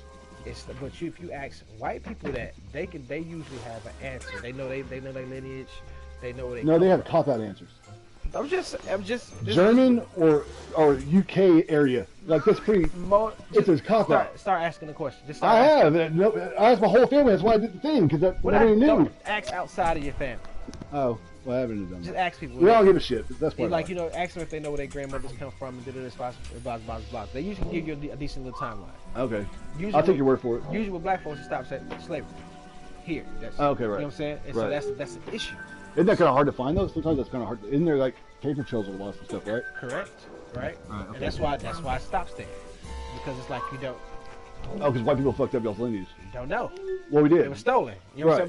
But I was just saying, the history. Yeah. It was stolen. So that's what I'm saying. And so, in my mind, I'm like, you know what? Black folks be trying to attach themselves to some type of history. So that's why when black folks get to other people or other groups, they become them. They become that group. Right. And it applies to both male and female. Yes. Because the Allen Iron District too. Mm-hmm. He's gonna marry a black chick. Okay. So it's interesting because I sit for a seat because I want to get Alan here with you because he's goddamn Alex Jones. Yeah. And it's gonna be the best time ever. I'm gonna love it. I'm good with having open conversations with anybody. Well, I know, but it'll be cool to see that transpire with somebody that's not what you're describing at all. Just like I said, it's from my experience. Right? No, right? That's what's cool. That's what's fascinating about it. And so it's like it's very rare for me to find normal black folks that still identify as black that didn't attach themselves to the race or ethnicity that they married into. Oh, okay. You see what I'm saying? Yeah, that makes sense. Yeah, it makes sense. But that's just not what I've seen. So if you look at all the social justice warriors at this point in our day and time, you realize they're all mixed. A large portion of them is mixed. Like Cap, Sean King, whatever dude. You know what I'm saying? You think he's mixed or he's just white? Whatever he's in, right? Whatever he is. If you look at the ones out front, they're mixed. They always talk about their white mother, how they pushed them into black history and stuff like that. If you ever notice, they never talk about their black fathers. Period. Just start hearing their stories and their conversations. It's always the white parent that pushed them into this social justice. You're saying this because the black parent was doing what you're saying, right? Yeah, that's not what my experience is at all, but yeah, I guess that makes sense. That's wild.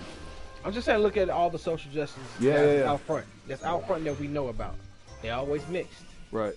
Right? And like the Hodge twins or whatever. I always like those guys because they're funny, but they cool. They seem cool. But find episodes or interviews where they talk about their parents. I don't even think I've ever heard they of them. Mostly, any of those people, they mostly talk about their white parents. Really? Wow. That's odd. That's really odd. I've never picked up on that. I guess because in my real life, it's never been that way. Yeah, I'm just saying, just certain little things you pick up with people. You know what I'm saying? You can look at it a couple different ways. You can look at it the way I look at it, or you can look at it where it's like, you know what, they are getting introduced to a whole different lifestyle, a whole different culture. So, or two at the same time. Right, and so you kind of go, you find a sense of normalcy, and maybe your normalcy takes you away from black culture or what you. Well, then how does that work with me? Because I was raised here, very submersed in both cultures because of where I was being raised. Well, that's just good humanity. Well, but how does that not apply to them? That's the question I have. Notice I ain't say when white people get with black people or any other group. I say when black people, when they date outside, they usually. No, I get that. Race. So I don't know why it's not the same for white folks. You know what I'm saying? Or why y'all don't. But it's just the thing with black folks that I've always. Well, it is like I won't say their names just on off chance they ever come on here. I don't want to hurt their whatever they got going on, but like they are really hush hush about that. But they also feel the same way in regards to white, marrying white. Really? Yeah, but they won't ever talk about it openly unless you like. I know several people like that, and they're not the liberal. I feel like people throw around the term racist way too freely. It diminishes the word. Prejudice is very real. Correct. And I think it's in everybody. Correct. In one way or shape or form. And if you say otherwise, you're lying. But I'll put it like this: the person that feels this is my own experience. Maybe it's not true globally, but or nationwide. But when it's a white dude or white girl, whatever, when they are keep it within the white race as far as like dating and marriage and all that stuff, they're the same person that would, when behind the wheel in a black dude cuts them off, they're the first one to start going race when they're talking shit while driving, right? And it's throwing out N-words and all that kind of stuff. Gotcha. While also listening to gangster rap. And they also sing all the words. That's what I've noticed. But they're also not racist in the sense of like they have black friends and like but like cool with everybody. We grew up in the same areas. Like it's it's a weird thing that I've noticed that like all those things are true though. Like they don't want their kids dating outside the race. They don't. That's culture. So it's the difference between being racist and that's just your culture. So would you call that racist? I wouldn't call it that. I don't mind when white people I don't mind when white people or anybody says, "Hey, I want my kids to marry." Not that. I'm talking about even with like throwing the N-word out and everything like that when they're mad. I've always been around that. When I say that, that's how Minnesota.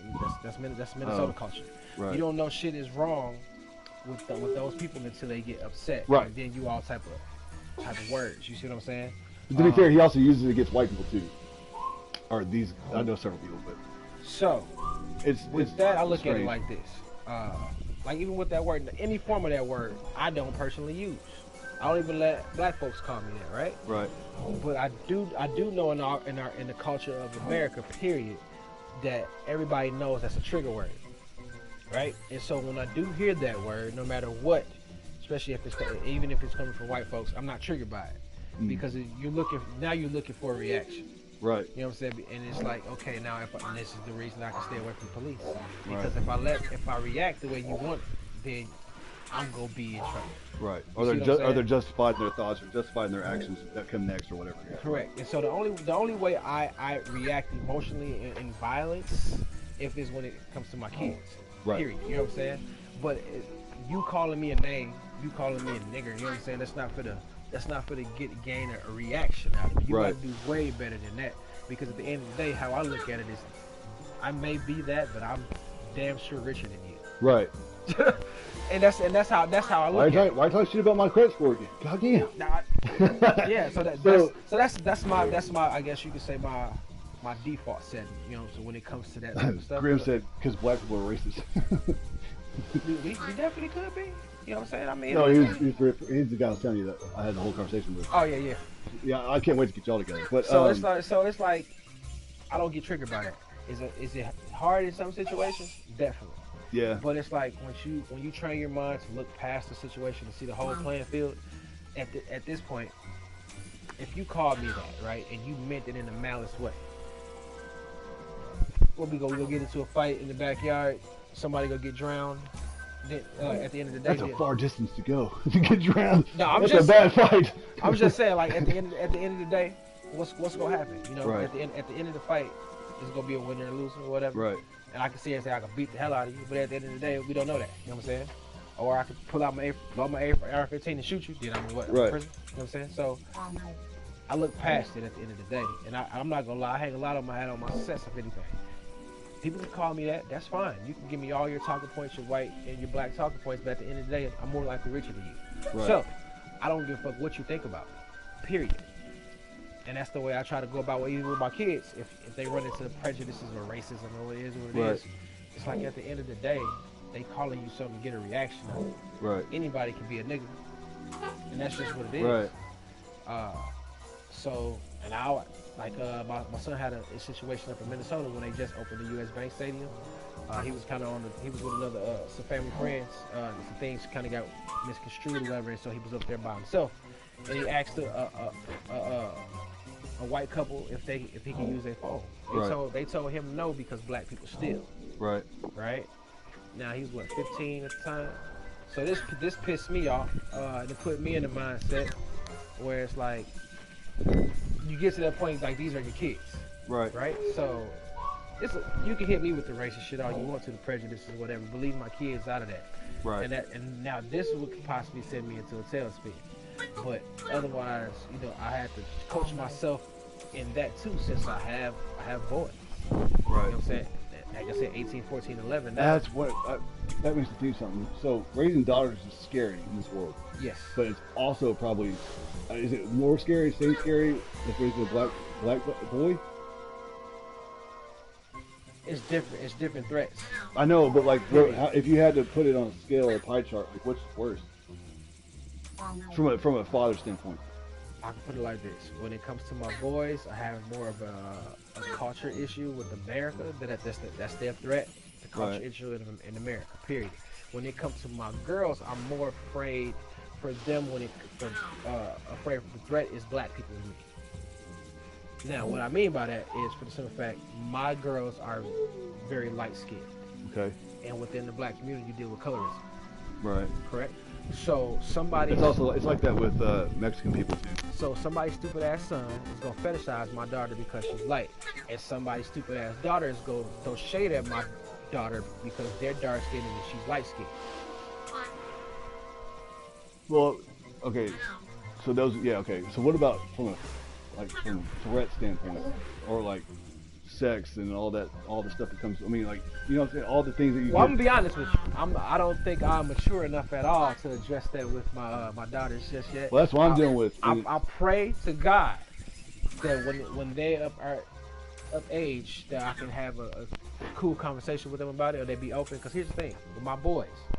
This is what I'm dealing with my boys, and hopefully they'll never see this broadcast. But I have to talk to them about masturbation, porn, and all this other stuff, right? These are things I could have never. I feel like I could never talk to my parents about. So my 14-year-old comes to us probably about a year ago. I'm actually sitting there playing Call of Duty. He's like, I gotta talk to y'all about something. Okay, go ahead, do your thing. You know what I'm saying? I'm in team deathmatch mode, Right. half listening. Then he started talking to us about Pornhub and him not liking watching two girls. Okay. And all this other stuff. And when he's in the bathroom, you know, that's when he's in there, right, doing his thing. So at this point, I'm getting killed, not because I'm just like, you what? Just, so your character's gun's going like this, just like veering off. So what is going on? Why are we like? And so I'm grateful that our kids felt that they're open enough to have that conversation with us, because I could have never had a conversation like that with my parents. But at the end of it, it's like, shit, I can have a cool conversation with them and not be like, oh fuck, like you're doing something wrong, even being, if they possibly being gay or stuff like that, I can have those conversations with my boys. Open conversations. You know, it's even more important to do it with your girls. I understand this. So right now, I'm like, okay, I'm just enjoying my girls being little. The way I joke with my boys, can I do that with my girls? I don't even joke like that with you. So that's what I'm saying. I don't even know if I could at this point. That's why I've been asking the questions I've been asking about strip clubs and stuff. Yeah. Because I don't think you've got there yet. And that's why I've been asking you. Well, see, that's why. But that's why my interaction when I had my daughters, mm-hmm. I honestly started to see women completely different. Yep.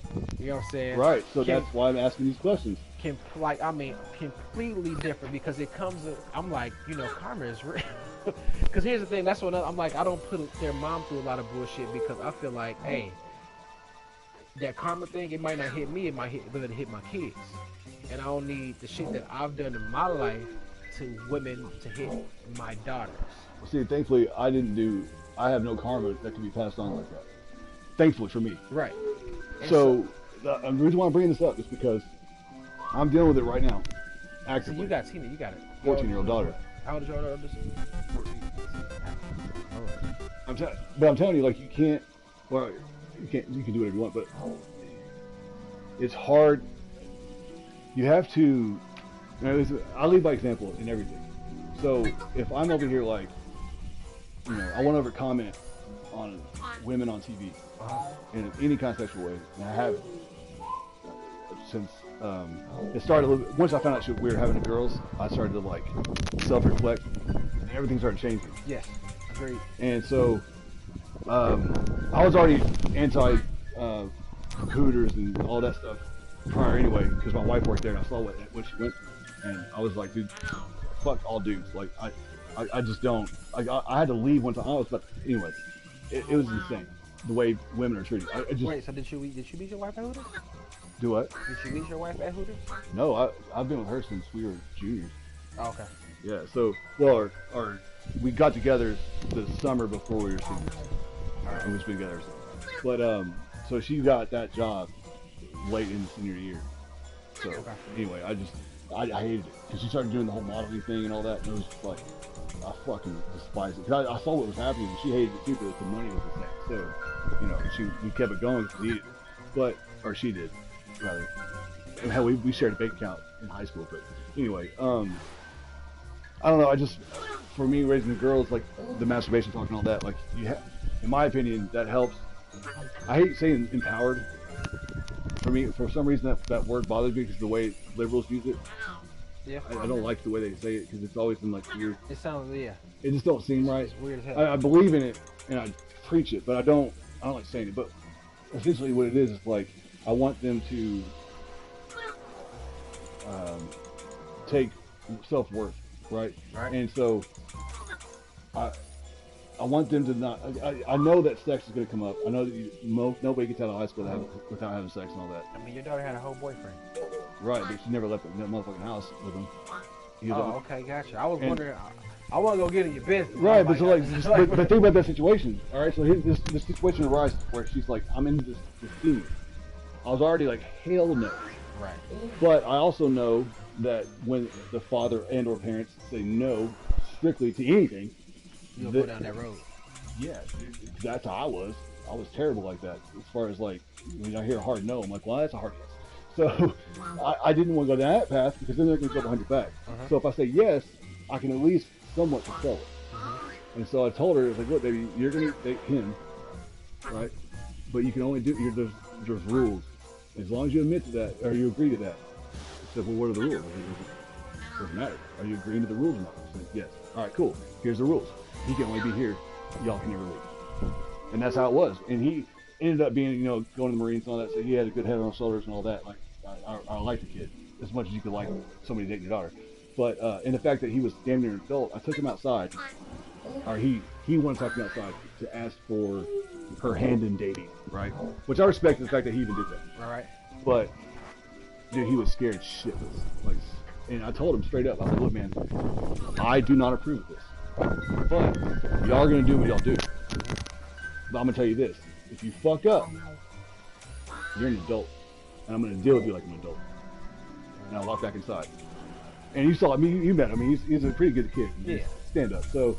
And it didn't work out because obviously having a long distance relationship while she's, still in high school, it's just never gonna work. So they broke up. But, that situation from the outside looking in, you're like, dude, that's a grown man dating a 14-year-old. Remember that hill I told you about the kids and dying on? That moment was in my head the whole time. Like, that's a hard no for me. But I also knew the outcome if I did it the other route. Yeah. And I wasn't willing to chance it. And so we just went with it. My wife and I decided that was the best move, and it's rough, man. And so I feel like if you're out as a father with girls and you're going out to strip clubs and stuff, what kind of example are you setting if they find out? And then they come to you one day and that's what they want to do because they see the money as a fault. The false sense of, because you're going to raise them to be independent, I can tell. Correct. And so they've seen the money the success that your family has had in your group economics, but they want to contribute. But they see the best way to do it, or they see like Hustler or something, right?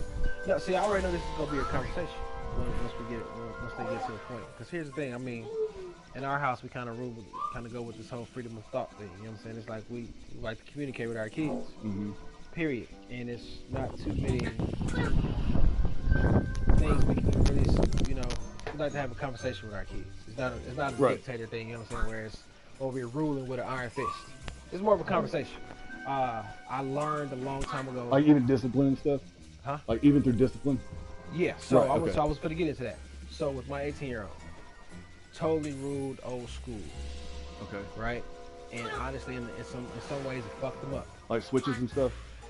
Like that old school? Yeah. Okay. Old school, right? So, I ain't going to say switches, but, you got ass with them and stuff like that. Right? And it totally fucked them up. I ain't going to say totally fucked them up, but it created barriers or whatever, right? And so, as a parent, if you're a good parent, I would think if you're a parent that's self-aware, you start and you're reading your kids, you want to function and be efficient, and you want to get better. Period. Right. And so, we realized that way of parenting just was not working for our kids. It's not. Right. It's not a. And you realized that with your eldest? Yeah, I hate to say it. The first kid is trash dummy. Yeah. Yeah. How could it not be? We talk about it.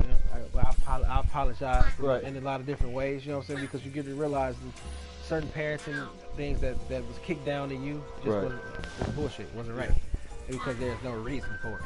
Right. I adjusted my parenting completely. I think a lot of fathers don't know how to be a disciplinary and be a friend.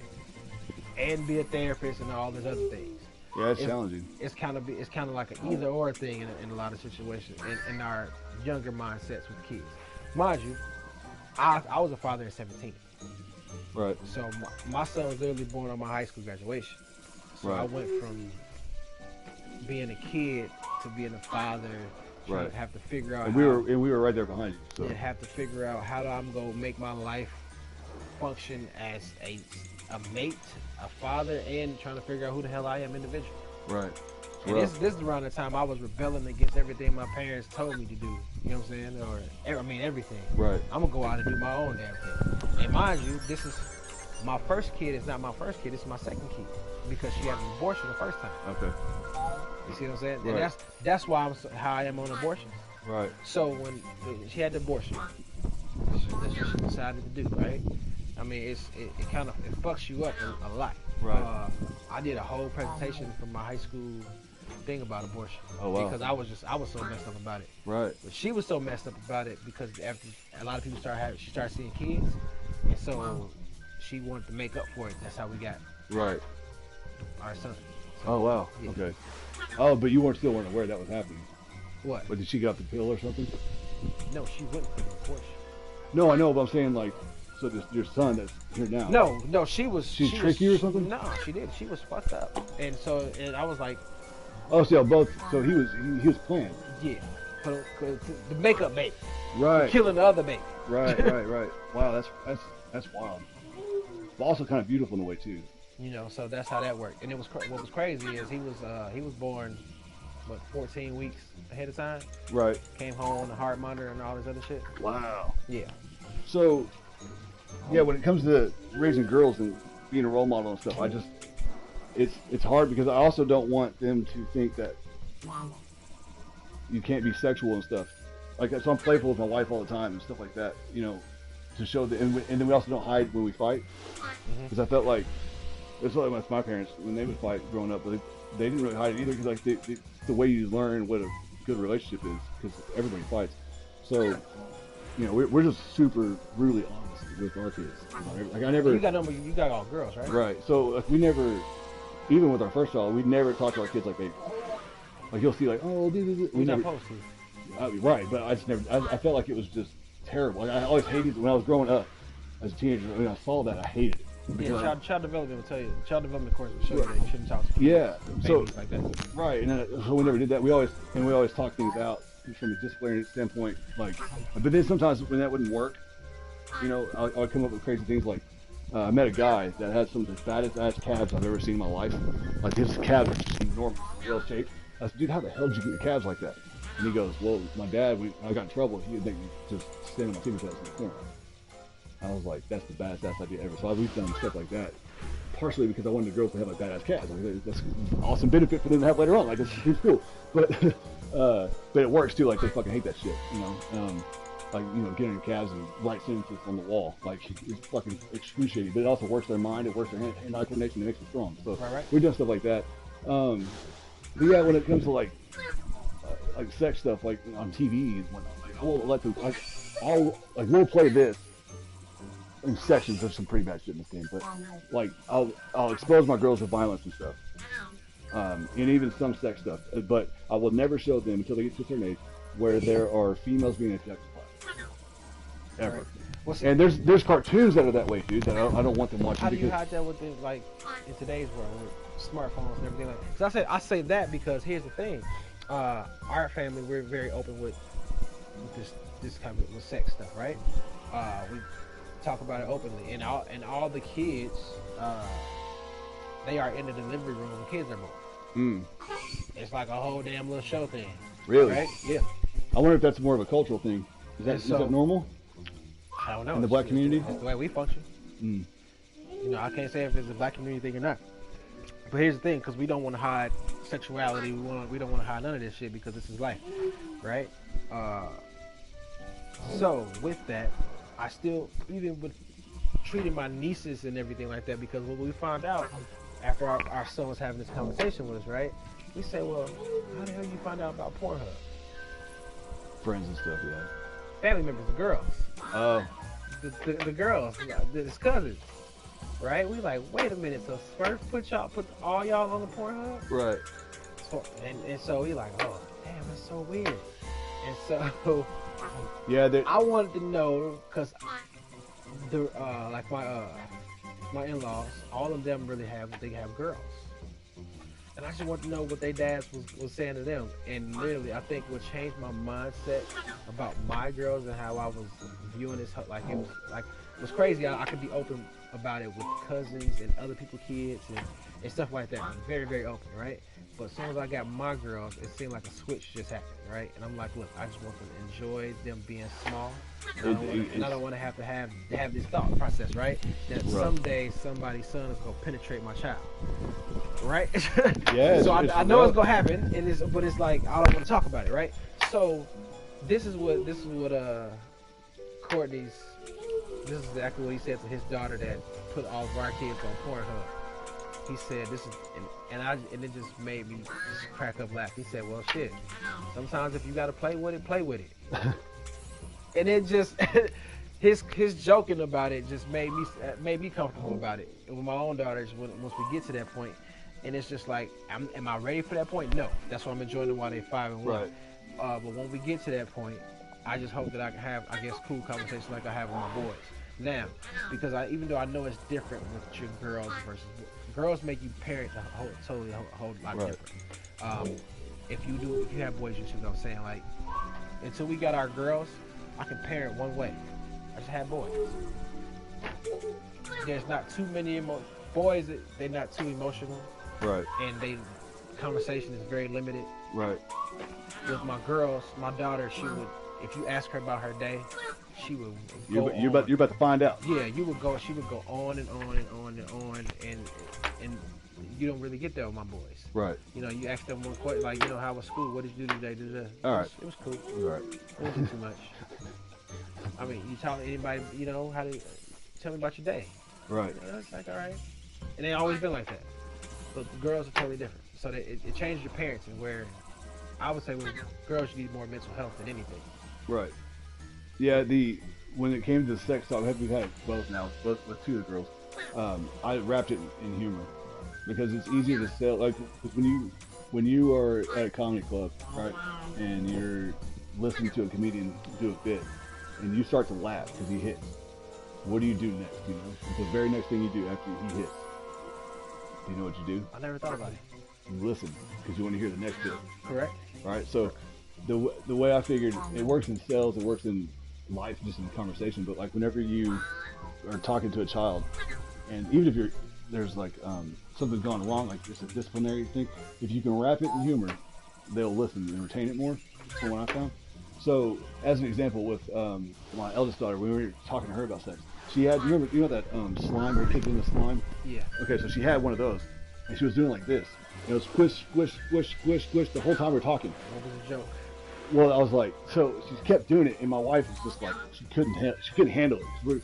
We're building up to how sex works, and we hadn't got there yet. So she's doing it, and so then I was like, okay. So I started to explain it, and she still keeps doing it, but she would stop every once in a while, like, listen, and then start doing it again.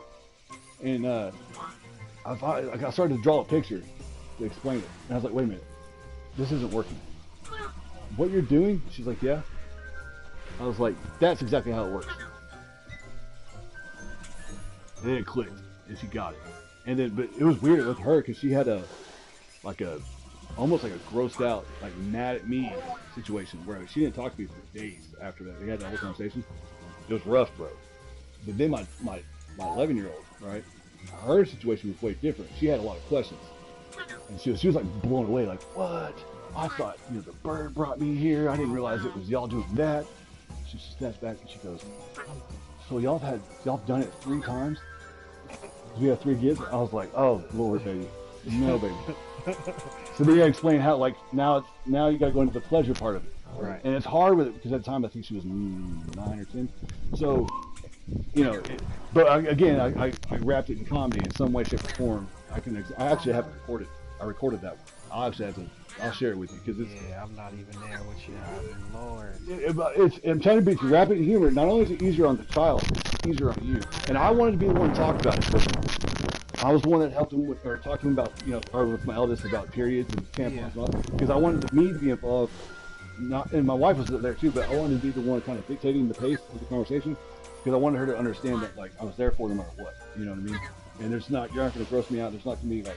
So, and my wife kind of sucks at her own anatomy, doesn't know fuck all. Gotcha. So, you know, she started the conversation. I was like, no, stop. You clearly don't understand what the fuck's going on in your own body, so let me help you out. But, I think I do it just out of comfort, period. My son, when he first brought sex to me, I ain't even even sex. It was just him catching hard-ons. He used to just get hard-ons coming out the shower. Right. And he was like, I don't know why he's doing that. Right. Right. And so it was probably one of the most uncomfortable situations ever. You know what I'm saying? So what I actually did, I was like, look, I can't just sit him down and talk to him, because I'm going to dive uncomfortableness and laughter. Right. Because I really got these, he about to catch these jokes. Right. Right. And so I just got in the car, we went to GameStop and went to the mall, and that's how we had this conversation. Right. And that's when I told him, I said, look, I don't want you to be mad or uncomfortable. Understand, you gonna catch these jokes. Right. Yeah.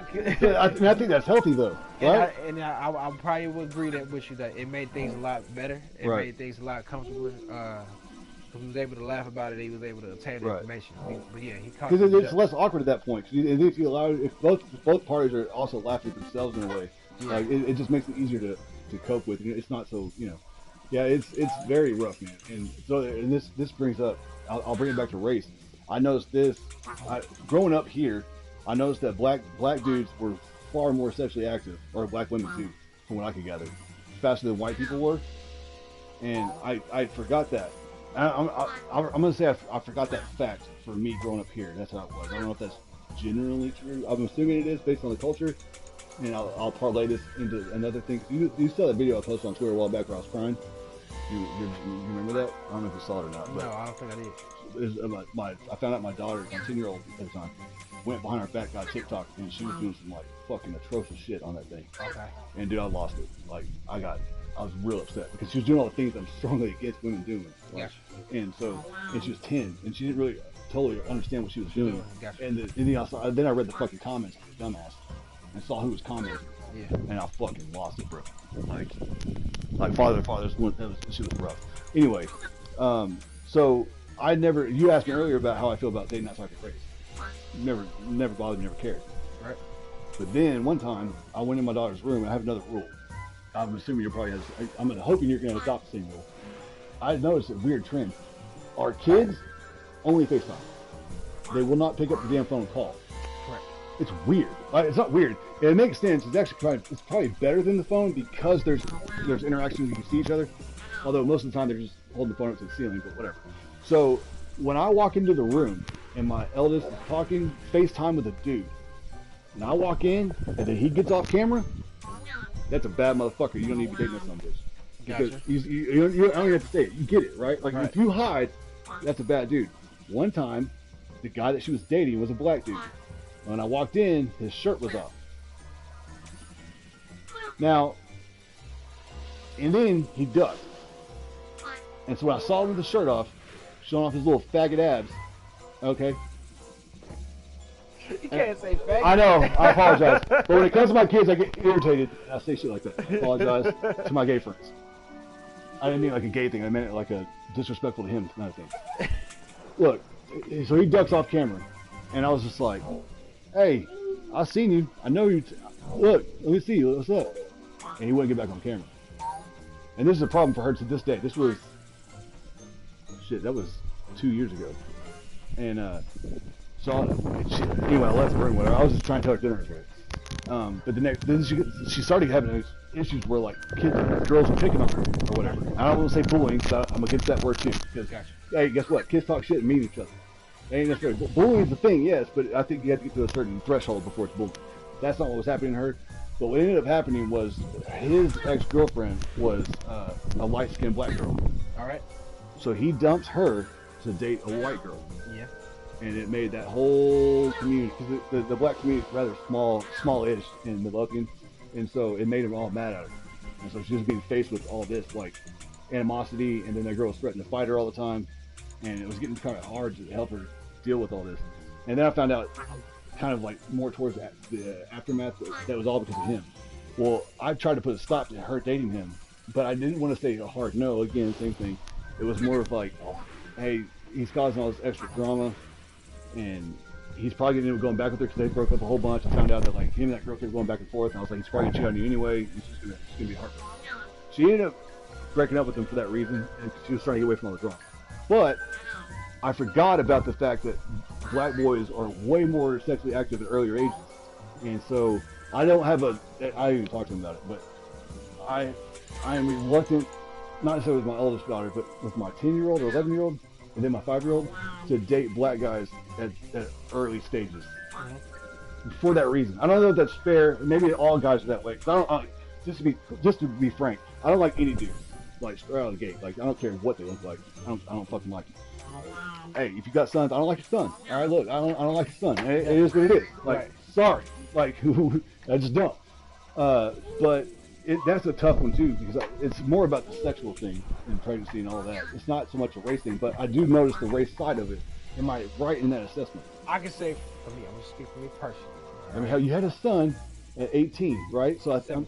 And that was right after you. I was at 19. First time 15. Right. So I was at 19. So I'm right behind you. So I don't know if it's totally fair in that judgment, but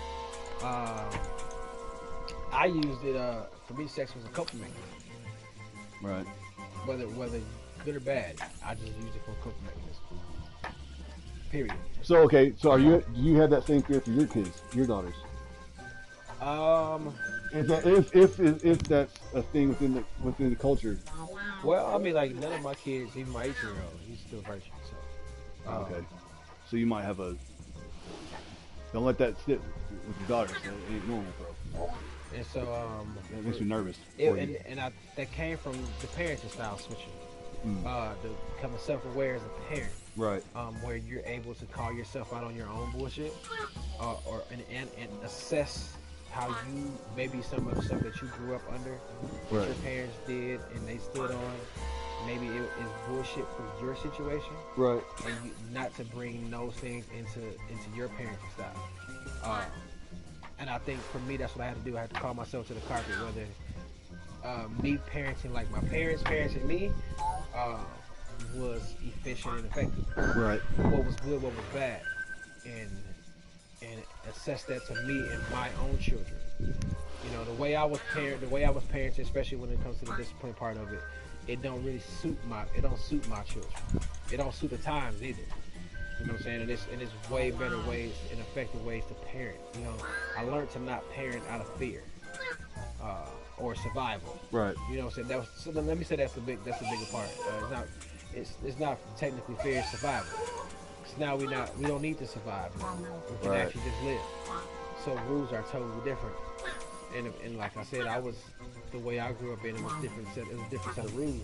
Right. Because we were living a certain type of life. Yeah, and where you were. Right. Right. You know what I'm saying? So things were a lot different. Yeah, a lot of type of dangers going up. So, what do you think? My 11-year-old's very like what they would call a free spirit. She's gonna be trouble. Mm-hmm. She's gonna be like baiting these little boys. Like at a very early age, she had all these dudes that would be buying her ice cream and shit in elementary school. They all liked her, so she would use them to get her ice cream and shit. I got onto her boy because I didn't want her to be no goddamn gold digger. But like that kind of girl, I could see what was happening. I can say for me personally, even now, I can sit here and tell you, like, I hope that I have cool conversations with my daughters, like I can do with my son, so to speak, and be level-headed. But even like now, like I teach her, especially my 5-year-old, I try to teach her self-awareness. You know what I'm saying, and being comfortable who you are, because at the end of the day, really, her aunts on both sides of her family, her cousins, they are very free people. You know what I'm saying? They are very free people. So are you trying to convince yourself that that's okay? And to be okay with if that's the lifestyle they choose to go, are you gonna be okay with that? You think? Yeah. Because I mean, I can't. If I say I'm not okay with it, then I would be a hypocrite. I'll be a hypocrite of everything I've taught them and stood on, right? Because it's like, look, you are free to make your own choices at the end of the day. And I want you to be whoever you're going to be. You know, I will try to point you in the right direction and hopefully you go the way that you don't stray too far from how you were raised. But at the end of the day, as you're growing into an older human, your path is your path. And I hate to sound real hippie and kind of just freely. No, but you're not wrong, and we've done the same thing, so it makes it. And it sounds weird because it's like, no, that's not parenting, but that is parenting. That's exactly what that is. You know, and it's like, look, you know what? Whatever my daughters and my sons are, whatever they're going to do, what they're going to be, I have, as a parent, I like to let them know that I love them and they will have my support. As long as it's not morally fucked up and it's something just crazy retarded, right? You know what I'm saying? Like you can't say retarded. Maybe I don't know. But the conversation these days get like, okay, what if your child is gay? How would you feel? I'm 100% cool with it. I actually encouraged it on all three of them. None of them gave into it. I just figured it'd be easier. Right. I really did. I was like, hey, are you sure you're not gay? No, Daddy. Like, damn it. And so, like, even when, like I said, with my boys, I tell them, like, look, man, I don't care if y'all end up gay. just know y'all gonna get these jokes. Because here's the thing, y'all. 100%. Y'all about to be in here sucking dick. Y'all want to suck dick? You know, shit like that. It's like, you know, I'm not gonna cut my kids off because of their life choices if that's what they choose to do. Now it's like people like, so do you agree with it or not? It's not at that point. It's not about what I agree with, or how I feel about it. It's still, at the end of the day, this is my child. You know what I'm saying? So whatever I feel in my personal life, just like the interracial thing, I personally love black women. Right. For me, I would never date outside of black women. You know what I'm saying? And I never have. Right? Do I? So like I have, like you'll probably end up meeting one day. My guy Jose. Jose's Puerto Rican and Mexican. He's married to a black girl. Right? This is my family. You know what I'm saying? I don't mind it for other people. I really don't. Like that's their business. Whoever you choose to love is who you choose to love. Right? But I feel like I'm the same thing with my kids. My personal how I will operate in my life has nothing to do with how they should operate in theirs. Yeah, and that's a really good thing to have that mindset. Yeah. So and I told my wife, I was like, I'm excited then to bring home other races. So I've already a whole bunch of jokes planned out that are gonna be really elaborate. Yeah. Example. Let's say one of my daughters brings home like an Asian dude. Well, like they'll come over for dinner and we'll have our dinner. Except their dinner will be like Chinese takeout for no reason at all. Don't even address it. Just kind of do it. Like, you know what I'm saying? I just feel like that's fucking hilarious. But like we're all cool, right? But like I'm talking about like adults. Yeah. You know, like college or whatever. I wouldn't do it as a child. To a child, that's not fair. But if if they had a good sense of humor, you'd have to play the room or read the room. But if they have a good sense of humor, and you just take out, and they'll be like, what the fuck? And then they understand the joke, funny. Then you get the real meal, right? But then you got to keep that joke going. You do for a long time. So like every time they come over, it's like, hey, I got your stuff, and then so it'll stop being funny and it'll be annoying. But then if you keep it up, it's funny. Right. I feel like that's hilarious. And that's why I say when you have different cultures and ethnicities, I think it's a good thing. Right. That's why I feel like I can't have a personal friend that's of a different ethnicity or group that we can't crack racial jokes. Right. Or that we can't talk about it. Because that's stupid. It's so stupid. It's stupid. It's like why avoid it? You know what I'm saying? Right. Why get offended? If you know I'm not coming from a malice place, I mean, you know that we like. Ever since our first conversation, we've talked about race. Right. Now, I would think it would be awkward if we didn't. Yeah, well, because you have to. How else do you learn and grow? Like one thing I found. I don't know if Hotep posted it, but it was like this thing, a meme going around where like a black girl gets her hair done, and then white people want to touch it. And now that's weird. Right. I've done that. White folks be doing that. Yeah. So my cousin, she's mixed, right? She got her hair done, and that wasn't like a. I'll do it with my girls. Partially it's kind of skewed because I have girls and I know that they're really into their hair. And so she got her hair done, and I knew that nobody else in the house had really recognized it yet. Yeah. And so I walked. I was like, "Man, your hair is awesome." And she has the way she does it is like real fluffy, and she had it done a certain way. So I was like, it had a lot of bounce to it. I was like, "Man, it has a lot of bounce." I said, "You probably had to ask for that." So we just had a conversation. Do white people just like to touch people's hair? Yeah, because we don't have the most black women don't want you touching their hair. Right. So that's not a thing in our culture. So it's more normal. But it's like y'all like pet black people almost. Like it's like, oh my god. No, but see that's where I think it gets skewed. Is that it's not that. It's more like that's how it also is on our side. It's not a race thing. It's more of like okay. Here's from a sex standpoint. Like pulling a black girl's hair, you get fucking busted off. It depends. Well, yeah, it depends on the hairstyle or whatever. But like if they have weave and stuff like that. But generally speaking, you don't do that. That's crazy to me. You can't do this. That sucks, dude. Well, it depends. Like I said, some of them really like that shit. Right, but I don't deal with black women who don't. Okay, but you understand. I'm married. So. You understand what I'm saying, though, right? Right. It's rules to it, because of course. So Alan, you shouldn't pick on. You shouldn't grab no new weed. Right. You know so it's not gonna work. Alan is dating a black chick. Now, I hope that she doesn't just gonna get in trouble. But they were in a fight at work, right, at the wood shop, and he said he left their wood shop. And he was out there, and I can tell they're in a fight. And so I love fucking them. So I went out there. I was trying to listen because I wanted to make fun of what they're fighting about. And so I was trying to learn what they're fighting about so I could make fun of them. And then I hear him like, babe, I have to touch your hair.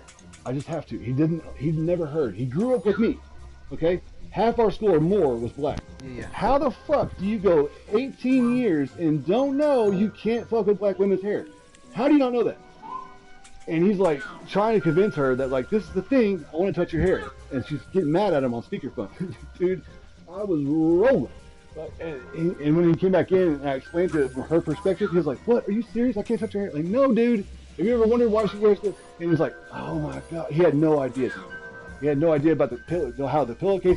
He none of it. He knew none of it. I was like, oh my God, you're such a moron. But it bothers him, bothered him to the core prior to understanding from her side. Then again, that goes back to the white thing, like with hair. It's like, yeah. That's weird. Yeah, right? Yeah, because you can't. It's like if you're gonna be around black folks, you at least got to get to know black folks. He stays high 100% of the time. That's the Alan. Which one is Alan? Alan, the bodybuilder. Gotcha. Yeah. I like him. That's Alex Jones, right? Gotcha. Stays high all the time. Yeah, I like him. Gotcha. That's partially why, probably. But so how did he miss? How you miss? I don't know. But it's glorious whenever you. How long they been dating? A while now, years. Wait, this is a while ago. For the sake she didn't give him the black tutorial. Well, yeah, obviously after that whole conversation took place, but they decided to have that fight at work for some reason. So yeah, I don't know. But I still make fun of this day about it. It's great. I just I always send him the link of Good Hair or whatever that movie is called, like to help him. That man said I have to touch your hair. Why? I don't know. It's just it's glorious though. Like yeah, you'll have a blast with him. That's a good son. I mean, at the end of the day, yeah, you can go ahead and touch it if you go keep paying for it. Oh, dude, that's the other thing. He didn't know how much it cost, and so he also thought she was cheating on him because every time she'd go get her hair done, she'd be gone for hours. And one day the work was all worked up. And what's wrong? He's like, dude, I don't even want to talk about it. Like, what's up? He's like, man, she's been getting every time she gets her hair done, dude. I swear to God, she's gone for like all day. Like, what the fuck is she doing? I was like, yeah, dude, you know how long it takes to do her hair? He goes, what do you mean? I was like, dude, it's not like Ashley, my wife, going to get her hair done. Like, it takes an hour. Or, no, dude, it's like it's a whole process. Like, do you understand what perming is? And he's like when they get curls? No, dude, that's white girl perm. Come on. Yeah. He nothing. So they fighting because he thought that she was cheating on him. Because she should have went to the shop. Go to the shop for one day. Well, she goes to like a friend's house or whatever. But yeah.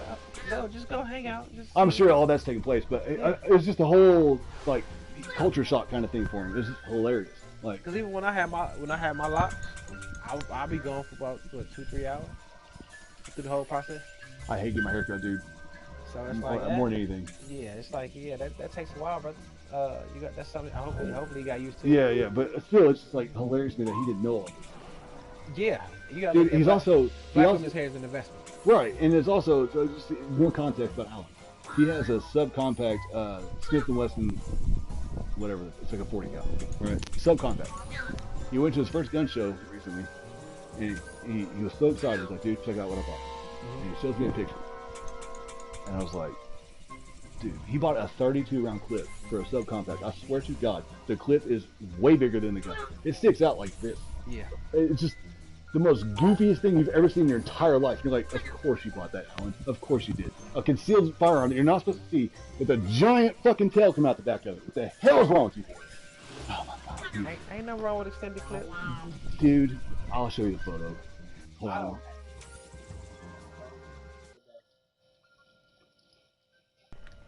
Uh-oh, we messed it up. I think we've been going for far too long, and how long have we been on here? I don't even know. I can't see it.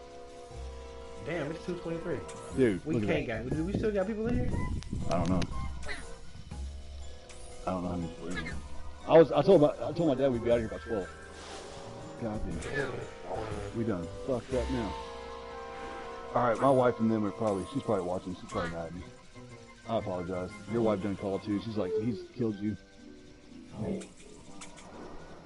Yeah, we gotta get a better format. This is terrible. You got a stupid robot the whole time? Yeah, we gonna work it out. God dang. Alright, so anyway, hopefully next time you see us, we're gonna try to do this. What do you feel like would be optimal? Once a week or once a week, man. Yeah, and come in with some topics. Yeah. And we really need some community feedback. We're gonna need y'all to suggest guests, suggest topics, suggest whatever. But hopefully next time you see us, we'll be with Cecil, the guy's going to be training both of us now in the tactical world. That's going to be a fascinating, because we could go a bunch of different places. And he also races girls and in a interracial relationship. He's a black dude. Gotcha. So that's going to get me some good ones. But please don't make him mad, dude, because I don't look. Here's the thing. This dude is a bad motherfucker. Look, and look, I love you. But look, I mean, if y'all get into it, I don't want to have to die too. You know what I mean? Like, sometimes we gotta have tough conversations. Hey, I can't be the only white guy here trying to figure out, black on black crime and a white guy trying to stop it. That's not going to work out very well. They're all going to turn on me. I'm gonna tell them, like, look, we gotta have this conversation. Like, it is what it is. I feel the way I feel, man. It's okay. That would be a good one. And then hopefully we'll get like my cousin.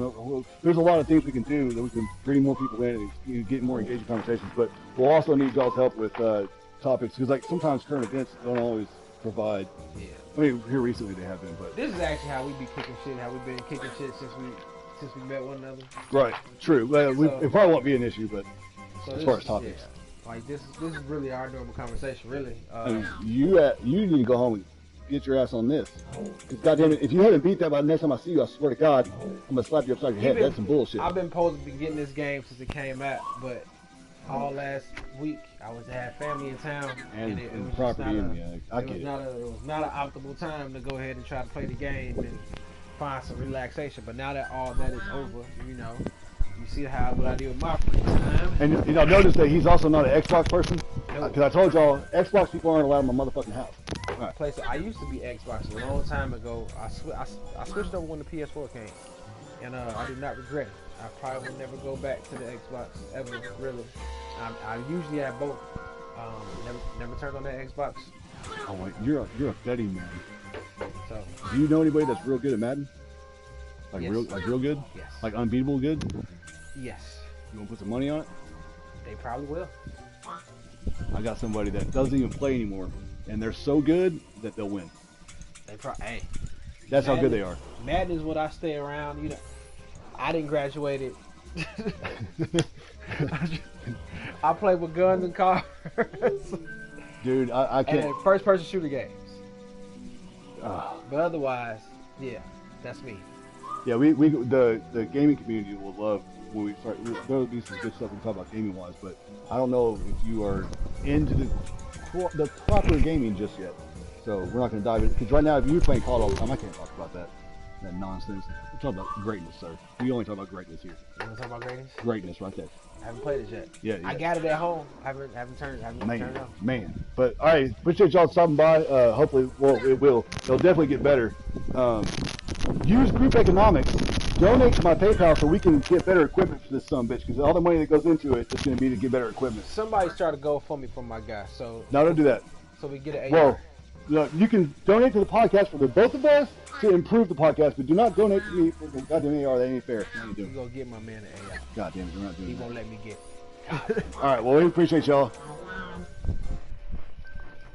I feel like I need to drive with you home so you don't get, fucked with by the police. You gotta have a white friend. Where's I always forget how to stop the broadcast.